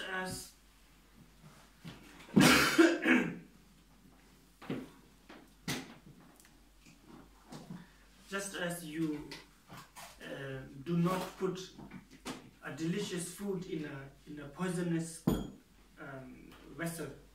Thanh tịnh hóa giống như là mình không có bỏ thức ăn ngon vào trong cái bình chứa chất độc. you cannot have a bodhicitta with a mind full of negativity. Mình không có thể nào có tâm bồ đề với cái tâm còn là tiêu cực. Purification of negative karma. Tịnh hóa tất cả những nghiệp bất thiện. Negative karma done through body, negative karma done through speech, negative karma done through mind. Nghiệp bất thiện từ thân, từ khẩu, từ ý. This we purify. Những cái này mình cần tịnh hóa. Purify in front of the Buddha. Tịnh hóa trước Đức Phật. Because a bird cannot fly if the feet of the bird is tied to the ground. Con chim nó không có thể bay nếu mà cái chân nó bị cột vào trong dưới đất. Similarly, you cannot attain liberation if you are bound to samsara by negative karma. Cũng như vậy, nếu mà mình không thể giải thoát nếu mà nghiệp lực bất thiện của mình nó cột chặt mình ở trong cõi sinh tử luân hồi này. We have so much to purify. Mình có rất là nhiều để phải tịnh hóa. Actually harming others by sort of hại killing người khác, như là mình giết người. Even though you do not directly kill, we eat the flesh of beings. Hoặc là mình sát sanh, hoặc là mình không có sát sanh nhưng mà mình ăn thịt chúng sanh. Stealing, ăn cắp. Then so many like this, and harsh words. Từ ác ngữ. And so many other mental negative karma. Và những cái tâm nghiệp bất thiện khác. Anger, desire, jealousy, giận dữ, tham lam, jealousy là ghen tị, arrogance,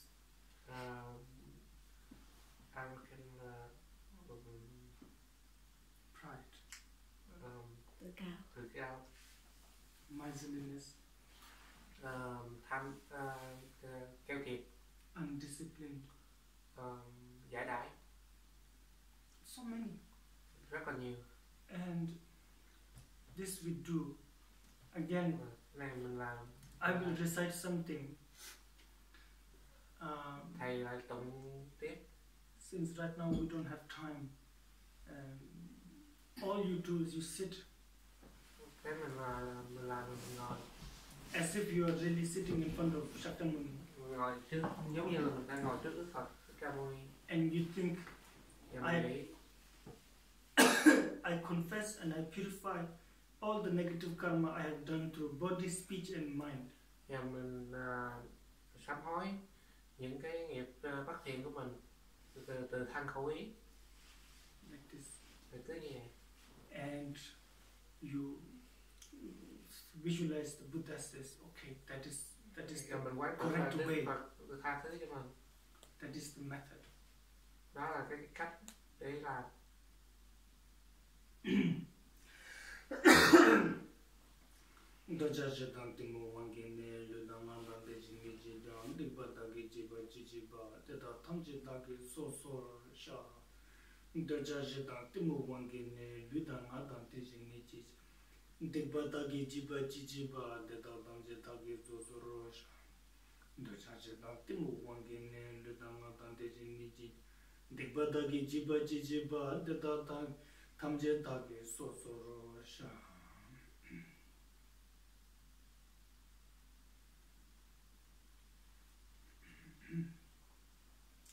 Then, so that is the third one, is purification. Cái thứ ba. Then the fourth one is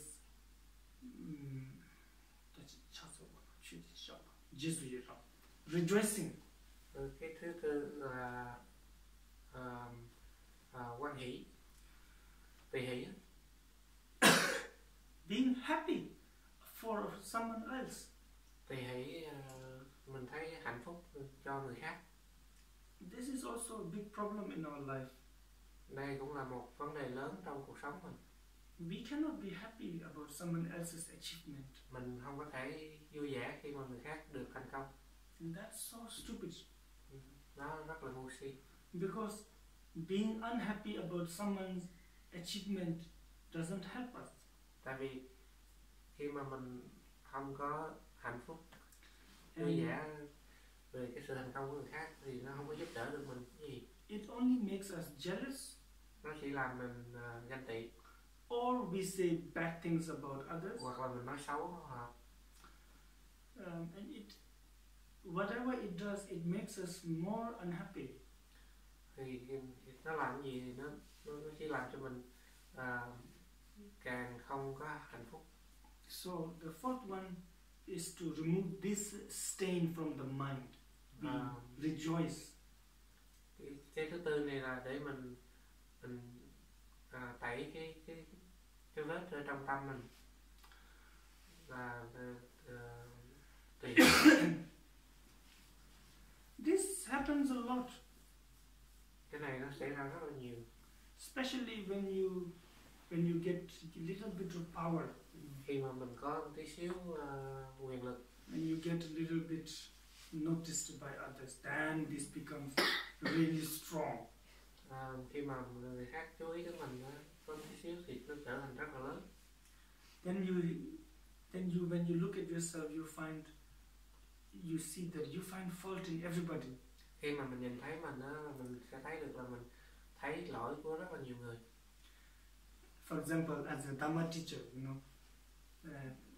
if I do this, like you tell me, oh, this some master is very good, then I say, yeah, but maybe we don't know, we have to wait and see, like that. Or I say, oh, but I heard a gossip, and I tell them like this.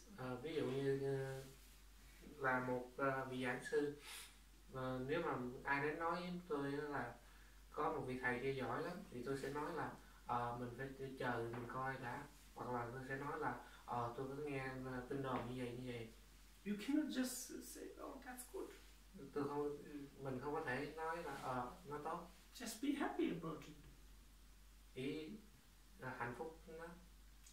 Especially for a bodhisattva who wants to become bodhisattva, we say we want to give happiness to all beings. Đặc biệt là Bồ Tát, những ai muốn thành Bồ Tát đều muốn cầu nguyện cho tất cả chúng sanh được hạnh phúc. Then when sentient beings find happiness, we shouldn't be unhappy, we should be happy. Vậy khi chúng sanh đạt được hạnh phúc thì mình không nên không hạnh phúc gì đó. So this one is rejoicing in the merit of sentient beings who get long life, wealth, fame, who get more powerful, strong, or whatever, and is rejoicing in the merit of those who get liberation from samsara, is rejoicing in the merit of the bodhisattvas, is rejoicing in the merit of Buddha. Cái này mình tùy hỷ, câu này là mình tùy hỷ công đức của những ai họ đạt được thành công trong cuộc sống, quyền lực hay là tài sản, hoặc là những ai đạt được sự giải thoát, giác ngộ. So I will recite some things and you think like this. Thầy sẽ tụng kinh thì mình sẽ nghĩ như vậy. How wonderful that in this samsara some people find happiness. Nó hạnh phúc biết bao, ở trong cõi sinh tử luân hồi này chúng sanh có thể tìm được hạnh phúc. I rejoice in that. Mình tùy hỷ công đức. How wonderful that in so much distraction some people get renunciation and become a practitioner and they achieve the result. Mình tùy hỷ công đức của những vị mà tâm trong cái thế gian này mà tâm bị vọng động mà họ có thể từ bỏ được, rồi họ đạt được sự giải thoát. I rejoice in that. Yeah. And how wonderful it is that in this world where sentient beings seems to be so completely crushed by emotion, there is someone called Buddha. Và hạnh phúc biết bao trong thế giới này, tất cả chúng sanh đều bị kìm kẹp bởi cảm xúc, mà có một vị là Đức Phật. Great beings who have removed their selfishness completely. So that's wonderful. I rejoice in that. Vị lớn đại sĩ mà có thể cởi bỏ hết tất cả khổ não. I wish more and more like this will happen. Và tôi muốn nguyện thêm và thêm nữa như vậy. Okay, think like that. Nghĩ như vậy. Sem jing kun jing e song ge dong ang zo ge wa na dong a jen da ten ne la ga we ji zu yi rong chom ju ju ju ge sa ba ta la ji zu yi rong mo du jing kur we dung an le nge ba ta la yi rong cho ban nam ji chang ju ta ja se sa la yi rong mo sem ji tam je de ze be tu je ja wa ja so sem je pamar je ba la ga we ji zu yi rong mo ga we ji zu yi rong.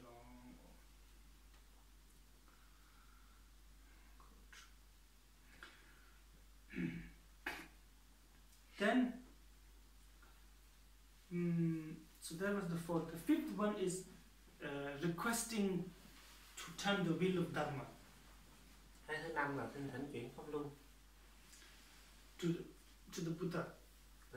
Đến với Đức Phật. All the Bodhisattvas. Và tất cả vị Bồ Tát. This is very important. Nó rất là quan trọng. Because without any cause there is no result. Tại vì nếu mà không có nhân thì nó sẽ không có quả. If nobody requests the Buddha to teach, the Buddha will not teach. Tại vì nếu mà không có ai thỉnh Đức Phật giảng pháp thì Đức Phật sẽ không giảng pháp.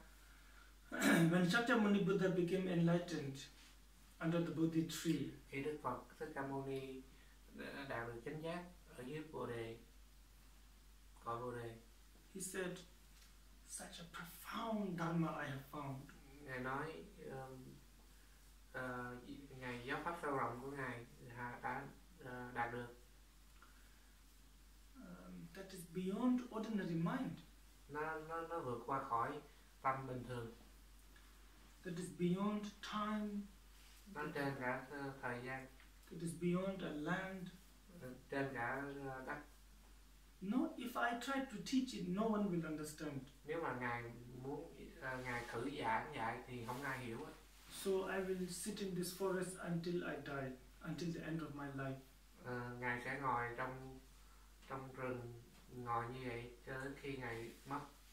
So saying like this, if you go to Bodh Gaya, you see this Buddha spent 49 days around the stupa. Cho nên mình đi qua Bồ Đề Đạo Tràng mình sẽ thấy được là Đức Phật dùng 49 ngày để đi vòng vòng cái tháp.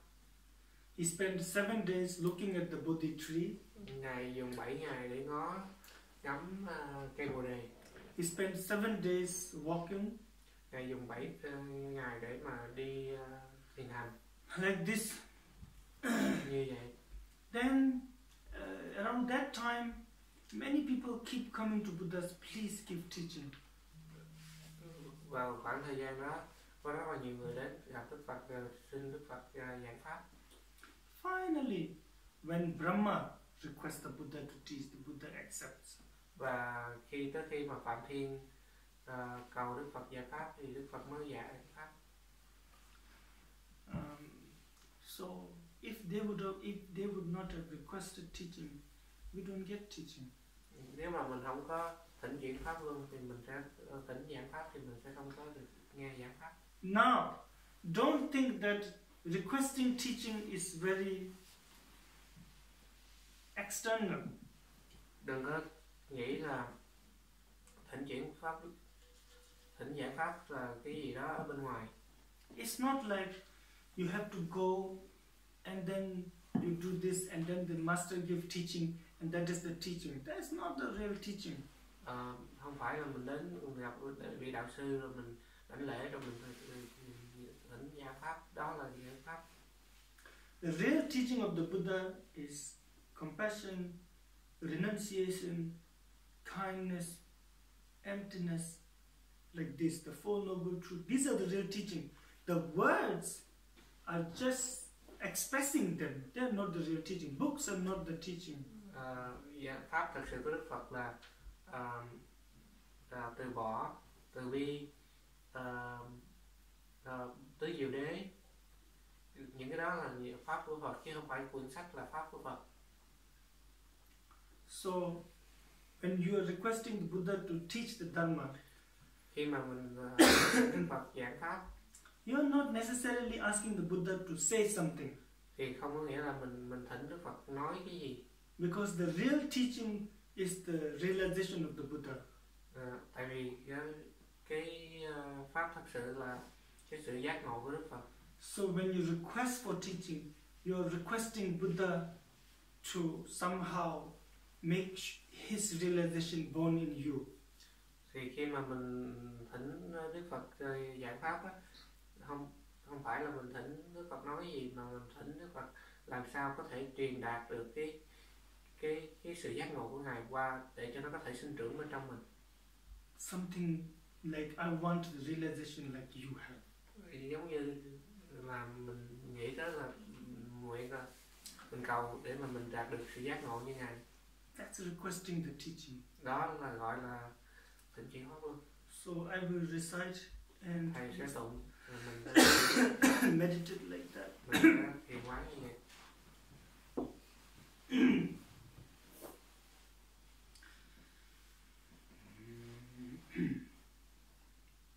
Chonum kunji sangye la thammo jagde sovane zemjin dungal mandam la chuji tume pardo sum.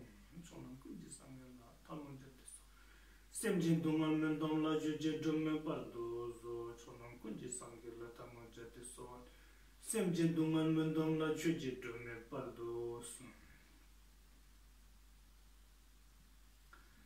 Then that was the fifth. Now the sixth one is requesting to live long. Cái thứ bảy là thỉnh Đức Phật trụ thế.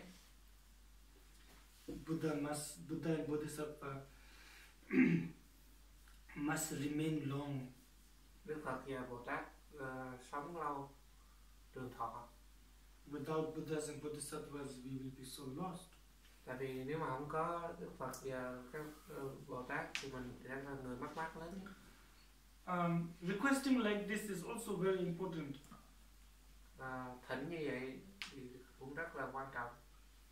When Shakyamuni Buddha announced that he will die soon, khi mà Đức Phật thông báo là Đức Phật sẽ cực sớm, everybody got very sad. Mọi người trở nên rất là buồn. But because of their karma, they didn't think of asking him to live long. Tại vì bởi vì nghiệp lực của mình cho nên mình không có nghĩ tới là mình phải thỉnh Đức Phật sống lâu. There was only one very young boy who thought, Buddha is beyond life and death. Surely we can ask him to live long. Chỉ có một người trẻ, anh chàng trẻ, anh nghĩ là Đức Phật vượt trên cả sinh tử, cho nên mình có thể thỉnh Đức Phật sống lâu. So he goes to the Buddha and he really requests, please, can you live long for the sake of sentient beings? Cho nên anh đến Đức Phật và anh thỉnh Đức Phật vì lợi chúng sanh, Ngài có thể sống lâu không? And because this one person asked him, Buddha said, I will live 3 more months and then I will die. Bởi vì nhờ người đó thỉnh nên Đức Phật mới nói là Đức Phật sẽ sống thêm 3 tháng nữa. And during those 3 more months, Buddha liberated many people. Và trong 3 tháng đó thì được giải thoát rất là nhiều người. Even if Buddha do not give any teaching, imagine if he would still be alive. Nếu ngay cả khi Đức Phật không có giảng dạy gì hết, mà nếu mà Đức Phật còn sống. That would be an amazing thing for us. Đó là một hiện tượng rất đặc biệt đối với Đức Phật. All those great bodhisattvas Hoặc là những cái vị đại Bồ Tát and the great masters now. Và hay là các vị đại đạo sư. We should request them to live long. Mình phải thỉnh các vị sống lâu. Because they are the example of Dharma practice. Bởi vì họ là ví dụ của sự tu tập hành pháp. They have the real Dharma. Họ có Phật, có pháp thực sự. These texts are just talking about the Dharma. Những cái kinh sách này chỉ nói về giáo pháp thôi. So again, then imagine mình quán tưởng that you are in front of all the Buddhas and mình Bodhisattvas, ở trước tất cả các Đức Phật và tất cả các vị Bồ Tát, great practitioners, các vị đại hành giả, anybody who benefits sentient beings, những ai có thể làm lợi lạc chúng sanh, and you request them to live long. mình thỉnh họ sống lâu.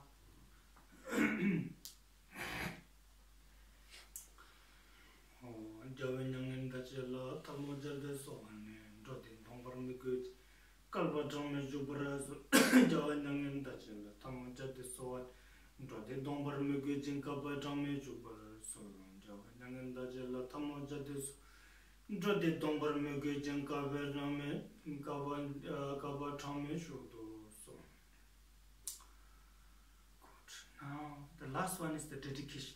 Cái cuối là cái hồi hướng.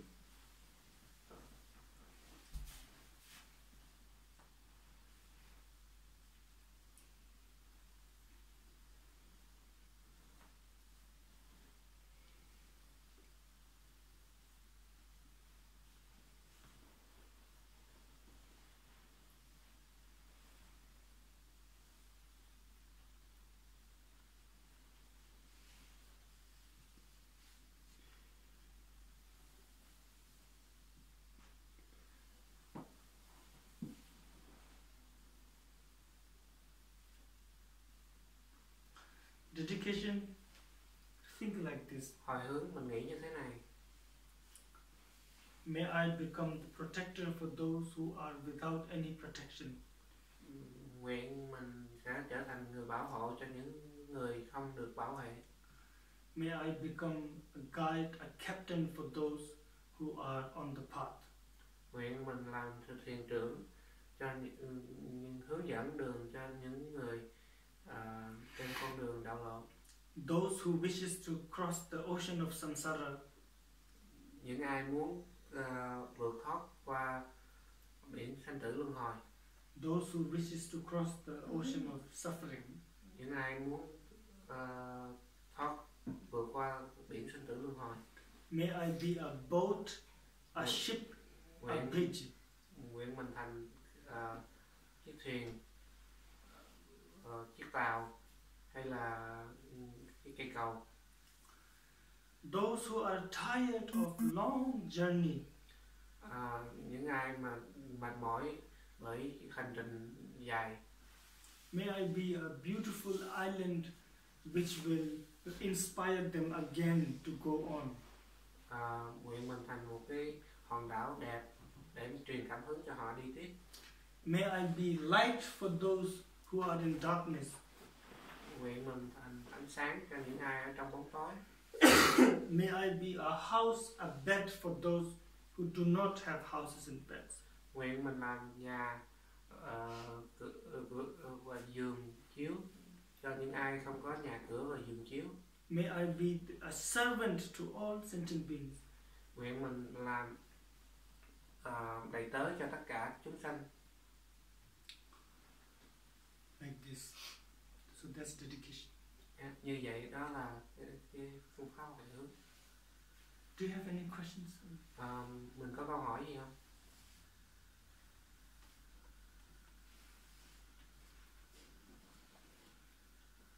You guys have questions? I think girls have more questions.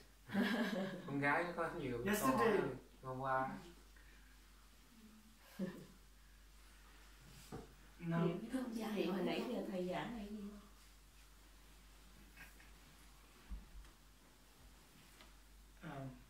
now people are coming out. Some Những đứa tới chưa? I think we have to eat. yeah. So we rest and then they cook and then we eat again. We'll do again later Yeah. after eating. Yeah. Is that okay? Okay. After Tell we them. tell them. Relax. Lọc đủ. Này nói thả lỏng rồi. We eat and then do it. Ăn trước Mình rồi ăn sau rồi đó xong làm lễ quy y chị.